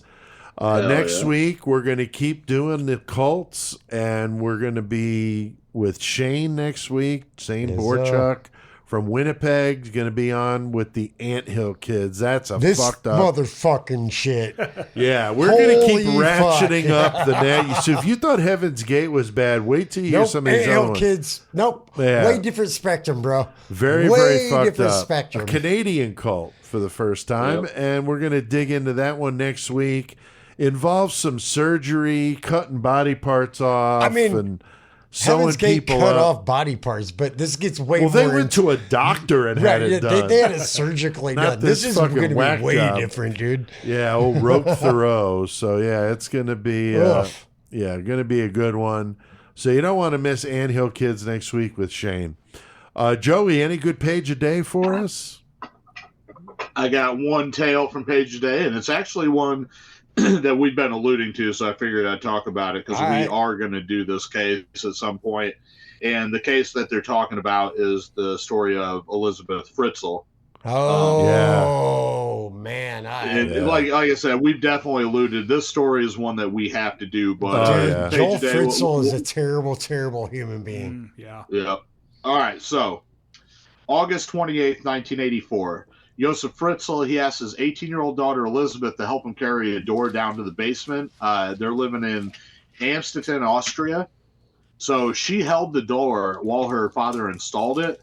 Father. And then he had an Blood ether- father, Yep. mind you. Yeah. And then he had an ether-soaked cloth that he held to her face until she lost consciousness. The door was the last piece of a 380-square-foot bunker that he had built under their house to imprison his daughter in. He had been sexually abusing her since she was 11 years old, and he'd been planning to build the bunker for the same amount of time. When she's 15, she runs away to Vienna, but police find her 3 weeks later and return her to her parents. Elizabeth wasn't Yosef's first victim. He was a frequent flasher, and he had been arrested and served 1 year in prison for rape Look in at my dick. 1967. Yeah. But he was also suspected of raping other women around the same time. Of course, Elizabeth is facing his abuse for years. So he tells his wife, Rosemarie, that Elizabeth had run away and joined a cult. She's just a few yards away, right below the house. Yeah, a cult, right? 2 years into her captivity, Elizabeth becomes pregnant and has a miscarriage. 2 years after that, she gives birth to Kirsten, the first of 7 children that would be born in that bunker with her father. Wow. Stefan was born in 1990, Lisa in 1992. 9 months after Lisa's birth, she was quote unquote found in a box outside the Fritzl home on the front porch with a note from Elizabeth asking her parents to take care of the child. So Joseph staged the scene, and the couple took Lisa in. So we'll get into the story when we do it. Nobody, like Rosemary's, how much she was involved is questionable, but supposedly they find this baby, they know it's their daughter, so they're going to take care of it, and they did. So now this one's upstairs, living up there. Now, 10-month-old Monica was left on the doorstep under similar circumstances in 1994, and also 15-month-old Alexander in 1997. Alexander had a twin brother named Michael that died days after the birth, and Joseph actually incinerated his body. The last child born was Felix. That was 2002. And Felix remained in the bunker with Elizabeth, Kirsten, and Stefan because Joseph felt that Rosemarie would be unable to care for another child upstairs. Jesus. So Elizabeth and the 3 children would remain underground for another 6 years. April 19th, 2008, 19-year-old Kirsten, this girl's 19 years old. She's been in this bunker. That is fucking crazy. Right? Horrible, man. So she becomes ill and loses consciousness. Elizabeth begs Joseph to take her to the hospital, and the 2 of them did carry Kirsten out of the bunker. It was Elizabeth's first sight outside of the world in 24 years, and it was the first time Kirsten had ever left the bunker. He did all kinds of crazy shit. We'll get into this. Like, he would bring snow down there from outside. There's a lot more than what I'm telling here, but just wait. We're going to do it. So Kirsten's admitted to the hospital. Joseph's forced to, or he forces Elizabeth to come back to the bunker. She's there for a week. Now, during that time, the doctors became suspicious of Joseph, and they alerted the police, and they reopened Elizabeth's, runaway case. They consulted an expert on cults who said that the sect that Joseph claimed that Elizabeth joined didn't even exist, and they remarked that her letters seemed dictated. So Joseph allowed Elizabeth, Stefan, and Felix out of the bunker on April 26th. He was prepared to tell both Rosemarie and the authorities that Elizabeth and her children had left the cult. That was his whole way of just making this never, ever happen. You know what I'm saying? Right. So he brings Elizabeth to the hospital to visit Kirsten. The police detain them both when they arrive. Elizabeth didn't say nothing until the authorities finally convinced her that Joseph would never see her again. Then she tells them everything. Over the course of 2 hours, Elizabeth tells them about her 24 years of torture. They arrest Joseph immediately after. He's eventually charged with enslavement, incest, rape, coercion, false imprisonment, and murder by negligence for the death of the twin Michael. In 2009, he pleads guilty to all charges and he's sentenced to life in prison. Elizabeth and her children began a road to recovery. On top of the sexual trauma and imprisonment they experienced, there was also tension between the upstairs and downstairs family because the upstairs kids were getting treated awesome and fucking the downstairs. Also because after all this time, Elizabeth did not believe that there's no way her mom didn't know anything was going on. Right. She didn't believe that whatsoever. You can't not know. Right. And so she was very angered by her mother's passiveness after this all came out, too. So Rosemarie lived separately from the rest of the family. The 3 upstairs children began to visit her regularly. Elizabeth and her children moved to an anonymous location, and they were provided with security detail. In 2019, it was reported that Elizabeth was doing well. She enjoys shopping, taking long drives. She lives in a small Austrian village, and she's in a relationship with her former security guard. So good for her for that. All right. Fucking page a day, man. Good shit. Definitely going to do that sick bastard. I got a book on him. I haven't read it yet. That's a must. Yeah, definitely. All right. Well, we have done our fair share of murdering tonight. I think it's time to crank up some fucking heavy metal. Tex, What the fuck do we need to do? Let's get our Just metal on. because CK has passed on, he's not done educating the masses. CK will forever be the great metal motherfucker. We're here to stomp poser ass and eradicate the planet of their kind. CK has passed the torch to us, and we will forge the fuck on.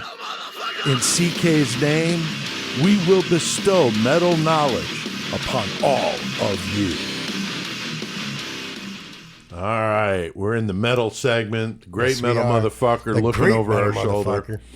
And CK will always be in the memory here. And we got the CCK, Cardboard CK here, throwing up the horns. And we got our fucking Horns Pop Tarts. on, And CCK. fucking Tex got his first taste of Fruit Loop Pop Tarts. Yeah, what It's do you the think of shit. that? You I like love that? it. I highly recommend. Yeah, Fuck yeah. so Tex is here still with us, and Hey, we're yo, doing some Kellogg, Pop-Tarts. endorse us. Right? We're doing some Pop-Tarts in the Yes. metal segment, which is tradition here.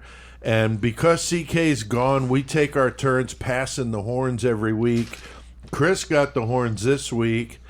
Got a little sidetracked with me giving him some bad info last week that Tex was going to do the metal segment. It's all good, though. I got it Chris covered. rebounded, and he's got his segment ready to rock. And what are you going to do? All right, so tonight I picked the. I'm gonna do Whitechapel because, as everybody knows, they've heard me say that I listen to Whitechapel a lot. I love that band. But first and foremost, I just want to say that I missed a fucking golden opportunity. Missed a golden opportunity. So last year, 2022, motherfucking Tony Foresta, the lead vocalist for Iron Regan and Municipal Waste, and Cannibal Corpse drummer I don't even know how to pronounce his last fucking name. It's so many fucking... Mazurkowitz? Yeah, him. They started a crossover thrash band called fucking Heaven's Gate. I just found that out today. Today I just found that out. So I listened to them today. And they're fucking badass. Oh, I'm Go sure. check them out. Fucking Heaven's Gate, fucking... It's fucking so fucking good. So anyway, like I said, I missed a golden opportunity on that. So there we go with that. All right. So it's, for the band that I picked tonight, I did fucking Heaven's Gate. Or Whitechapel. Whitechapel. I apologize. Whitechapel. Whitechapel, they're a deathcore band for the most part. Fucking death metal, whatever. I know people like fucking like shun down on fucking deathcore. I don't care. I love that shit, dude. Like, there's a lot of fucking groove into it, and that's what they're labeled as, is like fucking deathcore, death metal, groove metal, whatever. They're badass. I love them. But they were established in 2006 in Knoxville, Tennessee by Phil Bozeman, Ben Savage, and Brandon Cagle. I don't know if that's the vaginal exercise or whatever. Could be the forefather of the vaginal exercise. Right, no offense. But the name of the band, fucking Whitechapel, is from the East London district of London, England, where fucking goddamn Jack the Ripper did all his fucking murders. So that's what they named them from. So then they put out a couple demos, and when I was checking out, it's crazy because their demos didn't even have names, which I think was kind of cool. It's like Demo 1, Demo 2, Demo 3. Got your demos. There you go. All right. And so 2007, they put out their first fucking full length, the debut full length, the Somatic Defilement. Pretty much every song on the album is coming at it from the Jack the Ripper fucking side of it, talking about the murders. And it's all like first person shit. Like talking about like how the slaughter and the rape and the fucking everything that's been done to all these prostitutes, aka sex workers, however you want to do it. I'm not trying to fucking make anybody's feelings hurt, whatever, fuck them. Yeah, exactly. But yeah, there is one song on there called "Alone in the Morgue." It's basically about a fucking it's basically about the tattoo on Cashman's leg, the necrophiliac coroner. Right, yeah. So that, and then there's another song on there called Festering Fiesta, which is about Jeffrey Dahmer. which is badass. And the intro to that fucking album, fucking Necrotizing, it has actual clips from the Stone Phillips interview with fucking Jeffrey Dahmer in there. So like, Cashman, I know you love samples. We all love samples, but it's cool that they use samples from that for fucking their shit. In 2008, they put out their second full length called fucking This Is Exile. And the lyrical content is more about fucking anti-religious shit, like, and corruption in society. And that will proceed to go on and just like go on like with what their themes are. It doesn't get some... Their demos were about the fucking Jack the Ripper shit, and then they did the fucking somatic defilement, and it was about fucking Jack the Ripper. But after that, everything got more into more like, I don't want to necessarily say political, but just like the corruption of society and the corruption of the human race and all that. So when after that, they put out their third full length fucking in 2010, A New Era of Corruption, hence Corruption. Right. And it was like I was saying, more negative themes of the world, like the de-evolution of society, fucking, and the increasing corruption of society after 9/11, because like after 9/11, society like started holding other people in different ways, and politics just got really fucked up after that. So that was their basic concept for that album. And then 2012, they put out their fourth album, which was self-titled. It was just called Whitechapel, and it was more of the corruption and defilement of the human race, basically. And in 2014, Our Endless War came out, fucking their fifth one, and it was basically the same, like, as far as whatever. 2007, 2006, Mark of the Blade came out, or 2016, I apologize, 2016, Mark of the Blade came out. It's a badass album. I fucking love that. Like, there's nothing they put out that I don't like, honestly. And then in 2000, their seventh album, fucking shit, I didn't even write down the fucking date or the year on that. But okay, their seventh album, The Valley, came out. It's a concept album, and it was based on his childhood.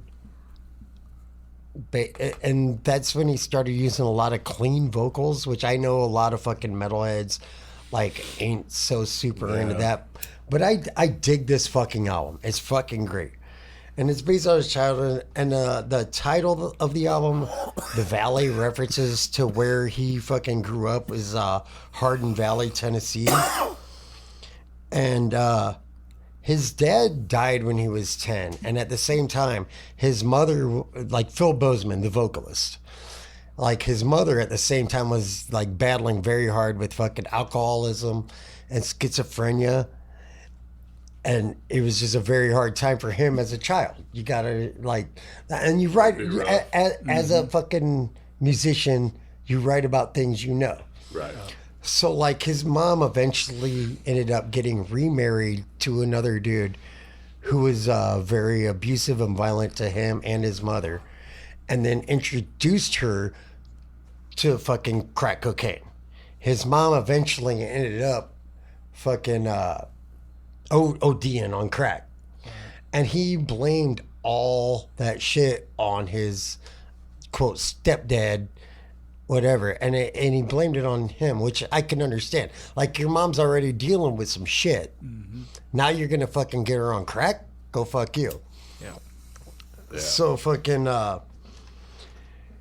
So he blamed all that on her, and then in 2021 they put out their eighth album, fucking Kin, K-I-N, like Ken, and it's another concept album that like kind of expands the story from the Valley of his childhood after he got into a teenager, and it's hard to accept the death of his fucking parents and how life was.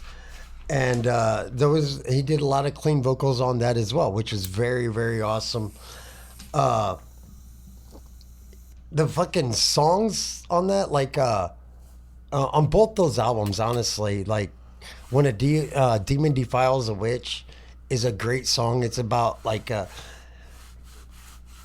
so the Kin is basically like he takes a fictional story about a non-fictional reality. So there's like a song fucking God damn it, I didn't write it down, but Blood Soaked Symphony is basically like him, like dude, the video is great. Like he's just trying to bring his parents back to life. It's just good. It's good fucking music. If you fucking listen to it, it's awesome. But and I just saw some stuff about they're going to be working on some new shit. Phil Bozeman posted like the last two albums were amazing, but we're getting back into our heavier shit. We're going to get fucking more brutal like we were before. And like, I don't know, fucking Whitechapel just like amazes me with everything they do. But they've had some, within their years, they've had some fucking, a couple lineup changes, whatever. Yeah. But as far as now, the lineup is Phil Bozeman on vocals, Ben Savage lead guitar, and they are two of the main, like they started this band. You got Alex Wade on rhythm guitar. You got Gabe Crisp, which I think is a great name. Gabe Crisp is on bass, and we got Zach Householder on fucking the third guitar. Why did I not write down the drummer? That's fucking stupid. But anyway, either way, fucking go. If you've never heard Whitechapel, I don't know where you've been. Go check out Whitechapel. They're fucking amazing. Also, go check out Heaven's Gate, dude. Yeah, I'm gonna check that out. Yeah. Now, I was wondering, Joey, do you seem to remember? Did he do Whitechapel at another time? Did I? It's possible the CK I might know have done Whitechapel. Oh, that's possible. Okay, I know that but- I have talked about Phil Bozeman before. Yeah, so I don't know. I just You know, I'm gonna have to check them out then because they're just that good. that he gonna did do him that. twice. Yeah. That he did him check 'em out, twice. man. Did okay? I don't Michael think it was asked me during this. the Jack the Ripper though. Michael I asked think me we the talked same thing. about I was that. like, I don't think I have. I know I have talked about Phil Bozeman. Yeah, I'm not sure. It was just I was just laughing just now thinking about. Did you actually do this before? I But don't- either way, it's cool. I don't think I did. I know I did Phil Bozeman, but I don't think I ever did actually Whitechapel. No, and hearing the details, I don't think you did either. Now, Tex, you got a lost classic for us tonight. Yeah, man. I didn't grow up on metal. I was a skater when I was a kid, so I grew up on punk. And this is a band that I fucking absolutely loved back, when I was 15, 16, 17. And shit, I love them now. Still jam them, right? yeah. Fucking right. Without them, there would be no Rancid. I don't know if y'all know who I Rancid know. is. yeah. There would be no Tim Time Bomb. There would be no Transplants. The band I'm talking about is called Operation Ivy. Hell yeah. They lasted from like 87 to 89, and they only put out one studio album. And that album was called Energy. And then they broke up right after that for, Band shit. Just band shit. Yeah. They just decided to call it quits. But on this album, Energy, my favorite songs off of it, there's like 5 that really stand out to me, and that's Knowledge, Sound System, Take Warning, Unity, and Bank Shot for me. Joey, you're familiar with these guys. You got any others that stand out to you?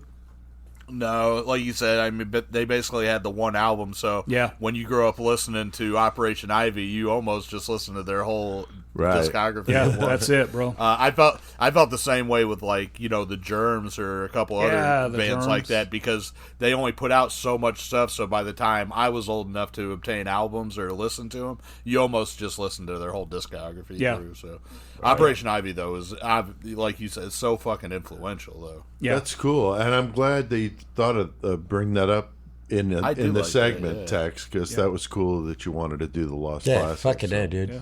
Yeah, I've been doing the Lost love it. Classic for a long time. CK, of course. Yeah. Now, what have we been listening to lately? Chris, I know you're like an enigma, but, anything standing out to you other than Whitechapel? Anything? Whitechapel. Obviously, I was just jamming that motherfucking Heaven's Gate shit with fucking the boys from Cannibal Corpse and Municipal Waste. But also, there is also another band fucking called fucking Heaven's Gate from Germany from the fucking early 80s. I was jamming them today, and they're fucking amazing too, dude. Wow. Awesome. Okay. That's cool. Tex, anything you've been jamming? Yeah, man. Other than what I was just talking about, Operation Ivy, I've been listening to a lot of Iron Maiden, Ozzy, of course. Just stuff like that. Yeah, that's cool. Shit, yeah. Yeah, usually when I'm with Jenny, I'm listening to, more chill stuff like that. But lately, I stumbled on a good one, Joey. I don't know if you've heard of Man Must Die from Glasgow. They're fucking brutal. No, I was gonna check that out. Yeah, sure. no Dude, that song tolerance you for played earlier, imperfection, and the pain of the pain behind it all are fucking just gnarly. Really good stuff. And Locust. Not the Locust. No, just Locust. And there's a couple different bands named Locust, but the album's called Infidel. Chris, you were talking about deathcore. I'm not really into deathcore, and there were some parts of the Aspects of songs it, that yeah. kind of got there, and I'm like, I just don't know if I can get into this, but I wanted to mention it to you. And then today I just found a band called Apocalyptic Salvation from Italy. Very nasty death metal with some thrash. They have an album called Love. It's an acronym though, L.O. blah blah.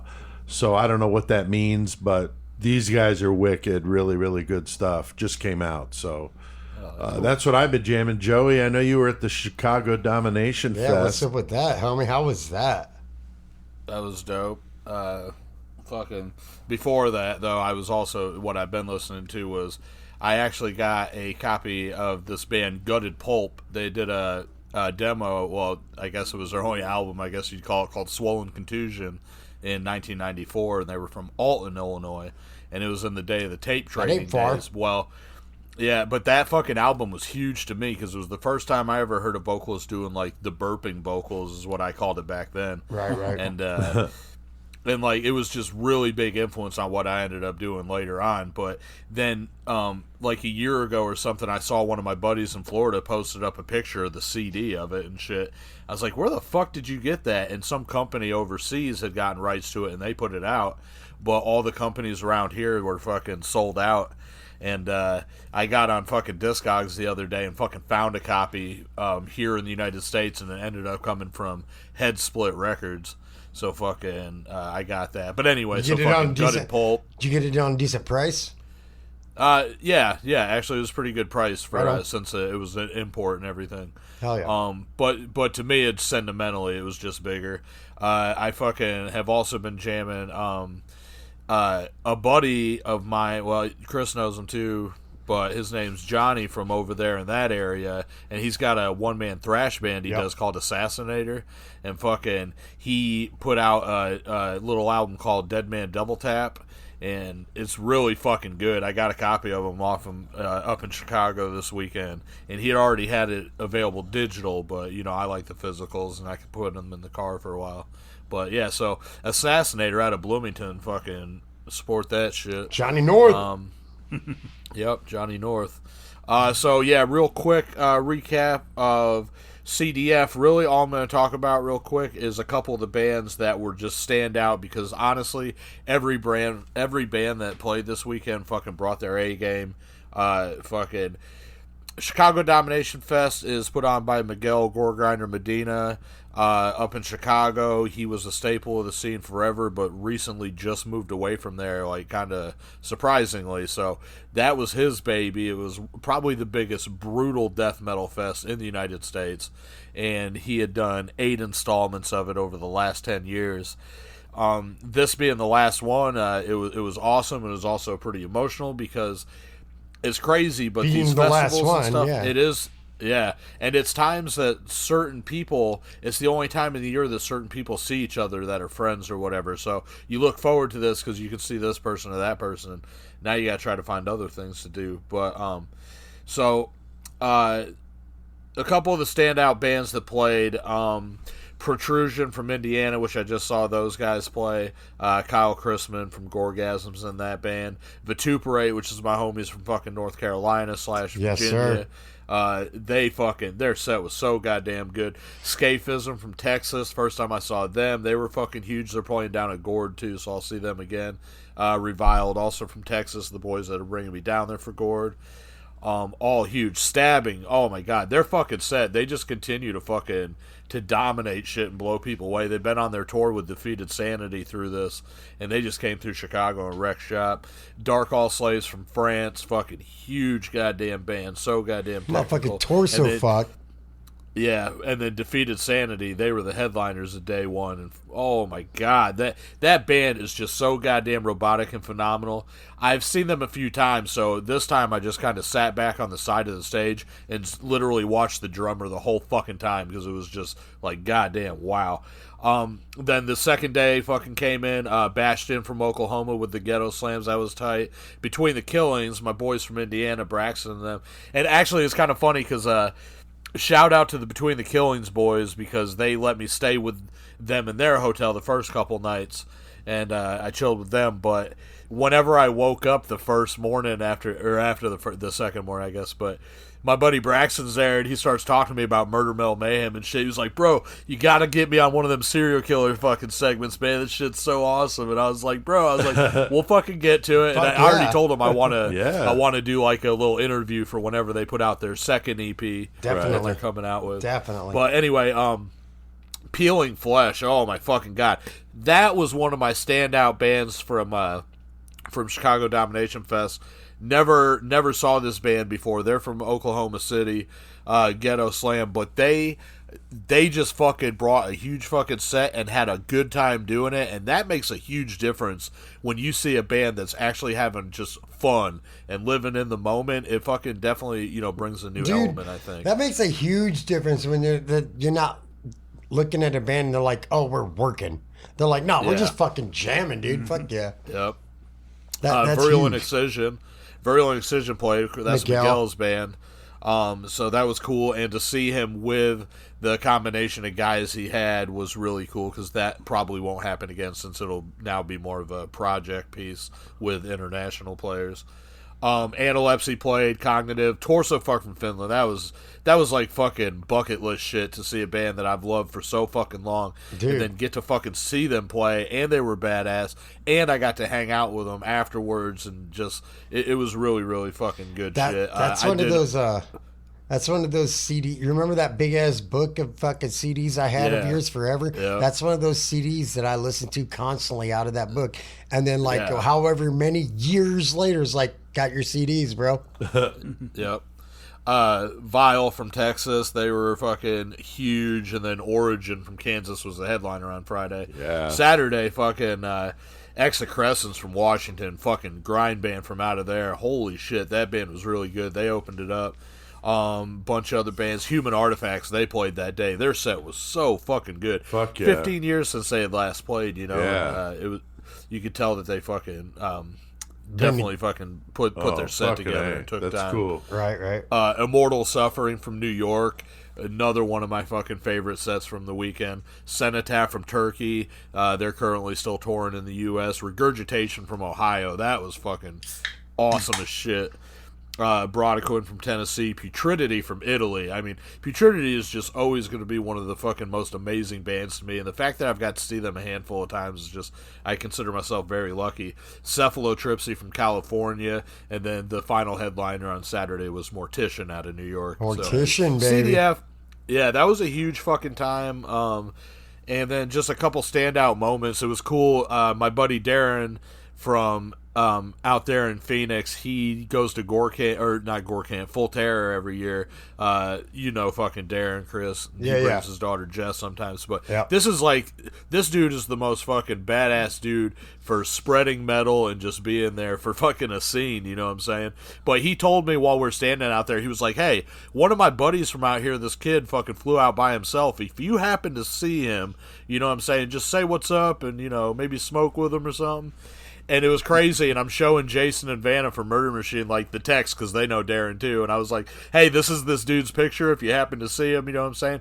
And, like, 2 minutes later, he goes walking by, and I was like, hey, bro. I was like, you're Zach's. And he was like, yes, I am. And then I explained the situation. So Nice. that was cool, and that's just, like, that shows how the community can come together to create friendships. Dude. And, yeah, so that was fucking huge. And then, you know, I guess fucking...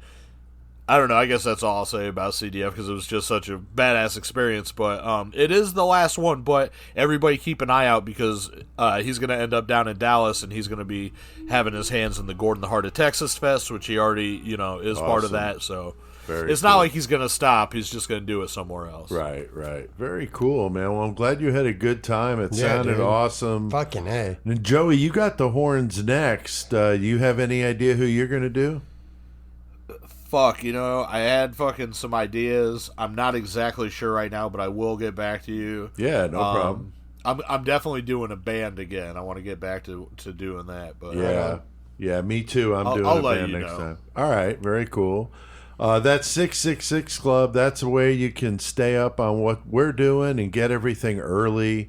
Episodes a day early. The interview Friday's already, or the story I read. That's the bonus episode for Friday. They've already heard it. So you can do it at patreon.com/murdermetalmayhem or by going to our website, murdermetalmayhem.com. All right. Well, we have done plenty of metal tonight. So, Joey, what the fuck do we need to do? Well, we're going to say goodbye to Tex. It was awesome having him on. That's right, Tex. Thanks for having me, get man. into It was some awesome mayhem. being here. Fuck yeah. Hell yeah. Fuck yeah.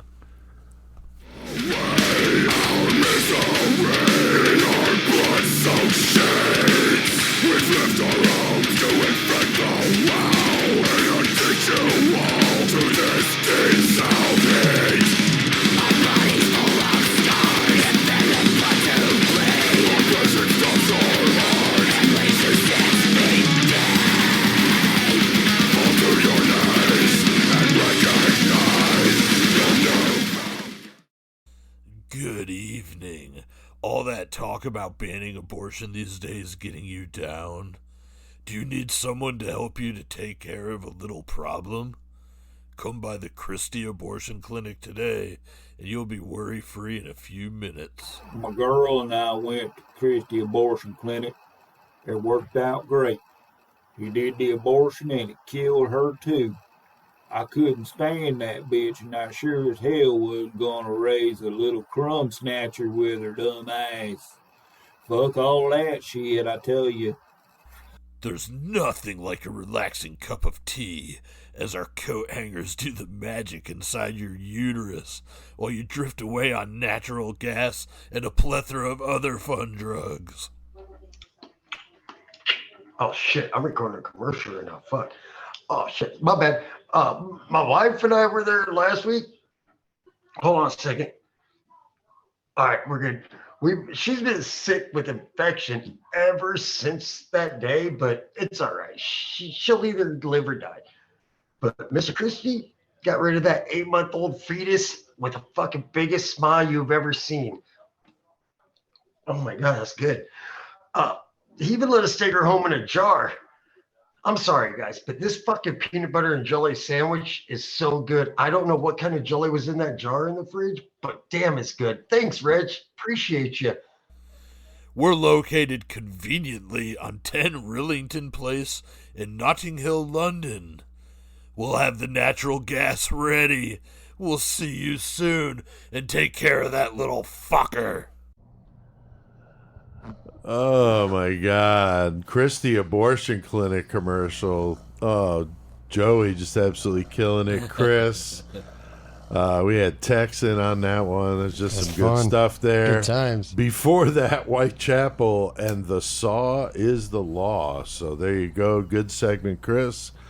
And it was awesome to have Tex here. It's too bad he had to go, but he places I was really to be. hoping to be able to see her into the cage, man. Yeah, places but Tex, to be. we love you, dude. Thank you for fucking being able to come back. Definitely. Anybody have any mayhem they want to share? Oh shit! I was talking about something earlier. I don't have remember what it anything was. particularly. Well, it skipped my No, mind. All right, we can cage match it. All right. Well, I did want to mention quick the Painted Wraith. It's going to be a big event out in front. Yeah. They're closing the whole block off. There's like 20 different vendors that are going to be there. I will be there with my books. I'm going to have Murder Metal Mayhem stuff. Chris, I don't know, you're still able to stop by at some point, Yeah, I'll but be it's able to running come. from 10 to 5. So Yeah, I'm not going to be able to be out there from 10 to 5, but I will be there. yeah, that's cool. And I'll be there too. And so come by Bloomington, Illinois on Saturday, August 12th. That's 2023. And I got an episode in the episode description, a link to the Facebook event if you need more details than that. All right, well, we got a killer cage match for you. That's where we get a list of 100 killers that we've come up with, 100 objects for them to fight with, a variable in the cage, a song playing while they kill each other. We got some listeners we want to say thank you to for contributing. Yes, we do. We have Jason Lapari. Yeah. Sorry, my brain don't work that way. Jason Lapari. We got Rudy Roger. We got the author. I got it this time. Sue Rovens, and we have Colin 815 Rogers. So we got a Roger and a Rogers. What up, That's y'all? right. So Roger thank y'all. that. So it's a good matchup in the cage tonight, Joey. Very physical in this one, dude. Yeah, we got the Monster of the Miramachi, Alan Legier, and then we have the Sick Ripper himself, William Devin Howell. Hell yeah, dude. Sick Ripper. Sick Alan Ripper. Legier. You got no, Cashman. How do you say? How do you say it? I'll say it. It'll come okay, out. I'm sure. I'm sure. And they've got a couple of objects, Chris, and I don't know what to make of it. Yeah, What they're is- not very good. One of them's okay, but they got themselves a fucking just straight old prison fucking shank. I'm gonna shank the shit out of you. Bone check, motherfucker. What? And then they got a box of used tampons. Oh man, that's pretty nasty. So That's fucking gross. yeah, it really is. And the variable is what, Joey? Our variable today is Hannibal Lecter after a glass of wine. Oh boy. Oh boy. And the song playing is Electric Funeral by Black Sabbath. Love that one. All right, so there you go. You got the Alan Legier and Sick Ripper fighting each other in the cage. They got the prison shank, a box of used tampons, gross. Hannibal Lecter in there as the variable after drinking just one glass of wine. And the song playing is Wah, Wah, Wah, Electric Funeral by Black Sabbath. Geezer Butler on that wah pedal is just so sick. What do you think of this one, Chris? I'm lost. I really am. I really, really am. But I'm gonna throw something out there. Fucking goddamn old fucking Sick Ripper fucking Howl himself. He's got this fucking body in his van standing out by McDonald's and shit. Fucking Alan Legier, he's like, ooh, that's very nice. I already like fucking goddamn raping shit. Like whatever. So fucking William Howell and fucking goddamn Devin William Howell. I apologize. And fucking Alan Legier, they're fucking sitting in the van like debating, like, do we just like tag team this thing? And so they're kind of tag teaming, looking at McDonald's. There's a goddamn prison shank right there. So, and there's a box of used tampons. They just grab some McDonald's real quick because that's really what Devin Howell wants. They just grab some McDonald's. They're sitting in the back. They're looking in the back of the van at this fucking corpse / object. That's all they think about it. It's an object. Fucking meanwhile, Hannibal Lecter, he's looking over there. He's like, ooh, I kind of want to dip that tampon into my wine. I don't have any fava beans. Might as well fucking dip tampon in there. Get some. He's a cannibal too. Right. Like, he's like, I just want that fucking human blood inside me. And fucking, so while fucking Hal and fucking goddamn fucking Legier are fucking eating their McDonald's, Lecter's back there fucking dipping his fucking tampon in there. He's like, oh, they ain't even touching that thing. So he just stabs the shit out of both of them and kills both of them. He fucking cuts their throat out and takes just a big bite out of their fucking throat. And he fucking just sips on his wine and sits back and he's like, fucking Black Sabbath. Fuck yeah. I'm giving it to Hannibal Lecter for the win. Hannibal Lecter. Joey, what about you, dude? Let's see with this one. I think that, you know, the horns high Bose sound speaker over the cage match is definitely blaring some fucking Electric Funeral.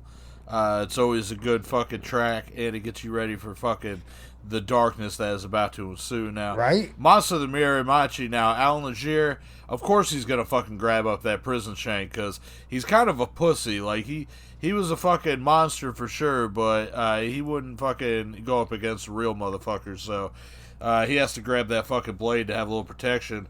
William Devin Howell, I mean, he's got his fucking shorts with the sponsorship by McDonald's on them. I mean, he is sponsored by Black Sabbath. He's got Black Sabbath on his arm. Hold on, wait. You sure it's not Max Sabbath?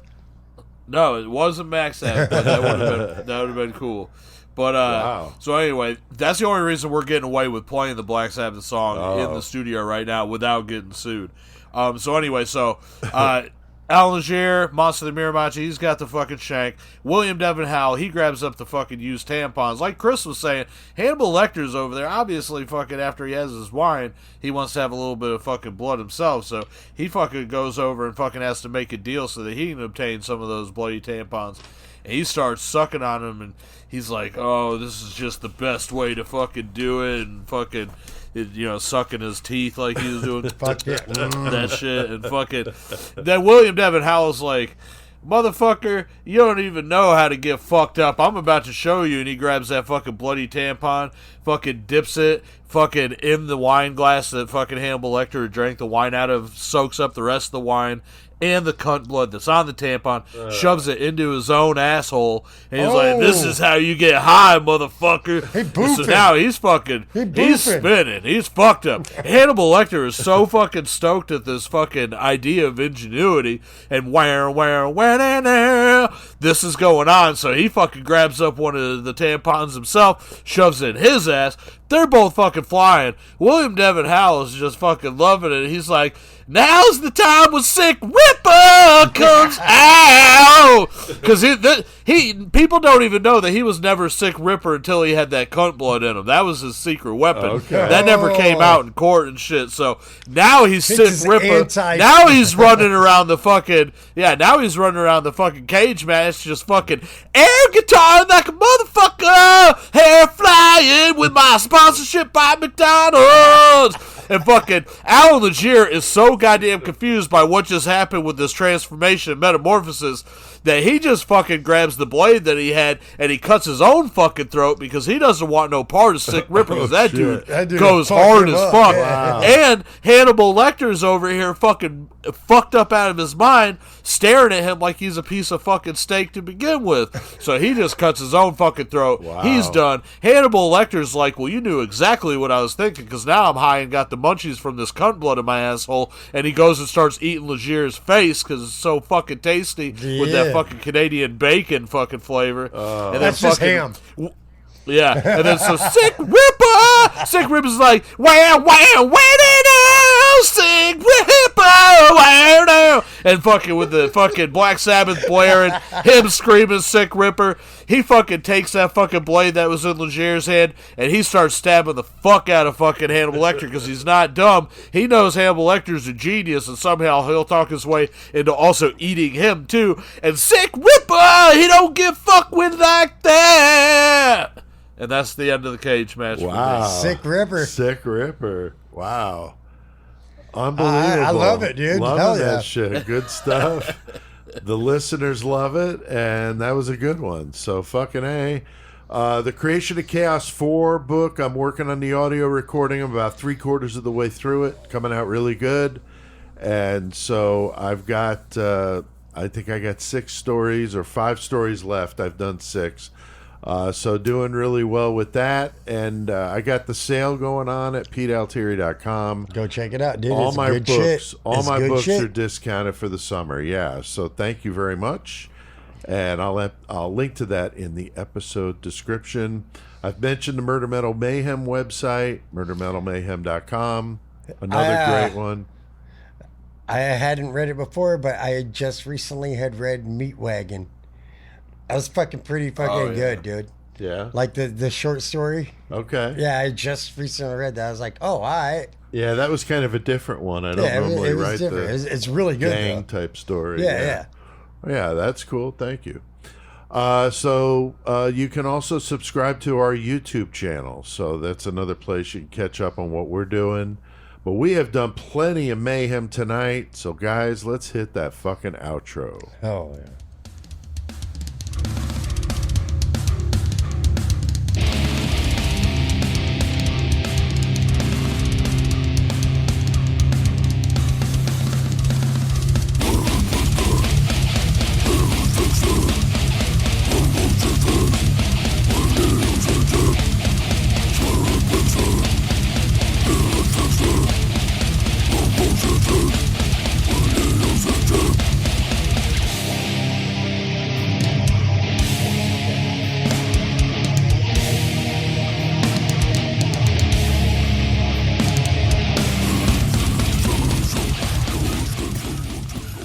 Yeah, man. Some local guys there, as Joey coughs. Hell yeah, dude. You got to add Murder extra Complex, from Sheeps to Rats, to Rats, fucking killer, death metal, friends of the show, of course. That's the homies right Yeah, there. so fucking good shit, and go check those guys out. Big thanks to our buddy Tex for coming in. 29 years, he informed me tonight, it had been since we'd seen each other. I'm 45 years old. Yeah, and you that's- guys haven't seen each other in 29 years. Yeah, so it Holy was really shit, great man. to see him. I wish it could have been more, but it is, he's a busy thank guy. you, Tex. So, It yeah. was fucking awesome meeting Fuck you yeah. in person. And Joey, I know you wish that you was able, but dude, Yeah. Maybe one day. maybe Yeah, one day. it was But it really was so cool to badass. see Thank him. you, Tex. Bumper music tonight, Joey. Who did we spin tonight? We listened to Man Must Die, Whitechapel, and we just listened to Murder Complex. Fucking right. And the intro to the metal segment, Always, Chris. motherfucking the great motherfucker, fucking Chrysix. Hell yeah. Get it in. The Murder Metal Mayhem intro is Crawl Space by Low 12. Thanks to everybody out there that listens. We really appreciate it. These big numbers these last few weeks have been awesome, so thanks. Got a few comments we wanted to read. There we Chris, do. how about that first Number one? one, we have right here. We have Jesus moshes too. That's cool. Fuck yeah, he does. Jesus. Jesus moshes too. Say shit, Holmes. Fucking it says, I never heard about Brenda Spencer before your episode. That's a fucked up story, and cheeses are just fried for that. That was a very, very fucked up story. You just Yeah. gonna sit in your house across the street Shoot from the school kids. and shoot at kids? Yeah, that's fucked Go up. fuck you. But yeah. Yeah. Thanks. But Mondays suck. I get that. Yeah, exactly. Joey, how about that second one? I mean, everybody agrees with the sentiment behind the action. Nobody Of course. disagrees with her. Right. The second one is Billy Seagate, and they say, you guys crushed the Alex Murdaugh episode, watched the case close, and thought y'all did a good job explaining it. Well, thank you for that. Yeah, Great. thanks, Thank Billy. you for That's that, cool. dude. Fuck And yeah. then Cassie Raymond 45 comments. Thanks for the heads up on the Chicago Domination show. That was fucking amazing. My boyfriend and I went, and we're still sore. So Well, hell There yeah. you that's go. awesome. Very Wait, cool. did y'all run into Cashman? I don't know, I hope- Cassie, but shit. you Come should have saw Joey there. All right. I will tell you that more than a couple people, I was surprised, brought up the podcast to me. Like a couple friends of mine that I didn't even know really paid attention to it. you Oh, know? cool. That's and, awesome. And they said something about it, and I was like, oh, shit, that's cool you listened, fuck. Yeah, that's fuck awesome, yeah. Keep man. on listening. Tell your friends again. Yeah, tell your friends, tell your grandma. And then, Chris, how about that last one? Helen Keller 666.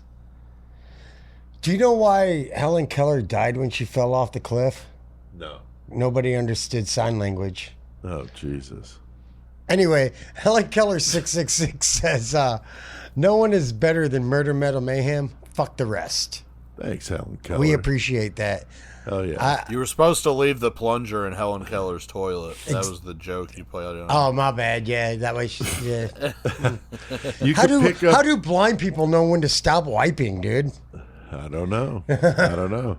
Pick up a copy of one of my books and take advantage of that sale. PeteAltieri.com, MurderMetalMayhem.com.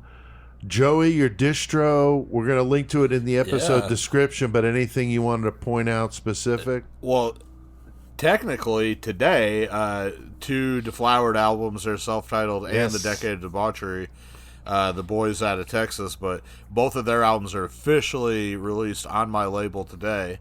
The bands already have their copies. You can hit them up, hit me up for all the other shit too, but I haven't got the fucking stream for the new fucking Deflowered Decade of Debauchery yet because I worked all day and then came and did the podcast. So yeah. You guys, anyone that listens to this, you'll fucking hear it by the time it comes out. So go check that shit on YouTube. Oh, yeah. Very cool. You can like our Facebook group. You can follow us on Twitter, if it's even going to be a thing. I don't know all this drama going on with Twitter. Subscribe to the YouTube channel. Go to MurderMetalMayhem.com. That's the best way to find out what's up. We can't let him go, though, without hearing a karaoke song, a little blast from the past, so crank this one up. And until next time, keep one foot in the gutter. And just keep praying for that space shuttle to take you to heaven. Just do it. Just do it. Just do it. Violence, and the violence will take it by force. If we can't live in peace, then let's die in peace.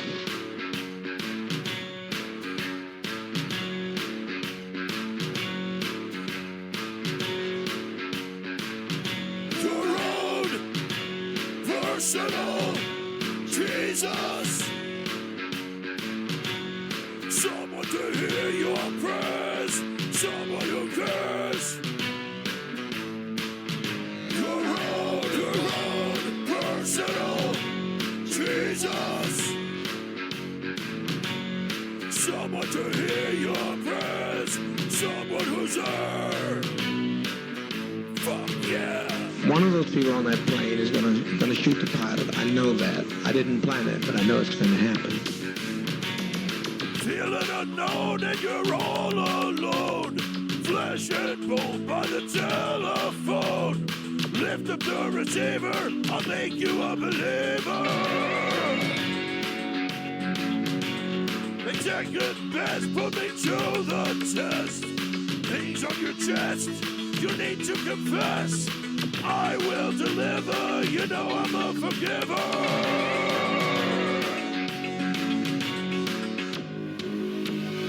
Reach out and touch faith.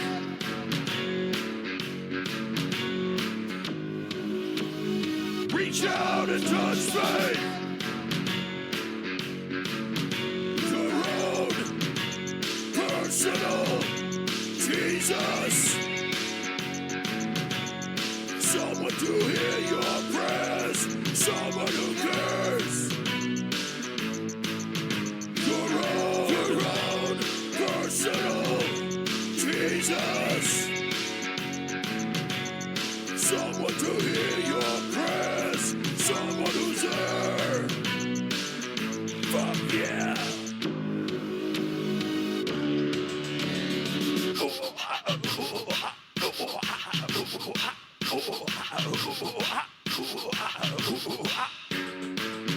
We had better not have any of our children left when it's over, because they'll parachute in here on us. Feeling unknown and you're all alone. Flesh and bone by the telephone. Lift up the receiver, I'll make you a believer. I will deliver, you know I'm a forgiver.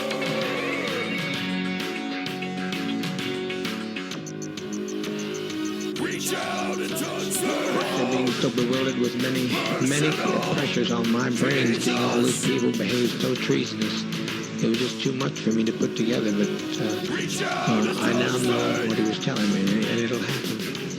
If the plane gets in the air, even. So my opinion is that we be kind to children and be kind to seniors and take the push and like we used to take in ancient Greece and step over quietly because we are not committing suicide. It's a revolutionary act. We can't go back. They won't leave us alone.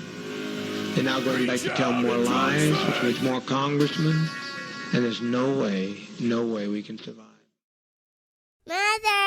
Mother, man.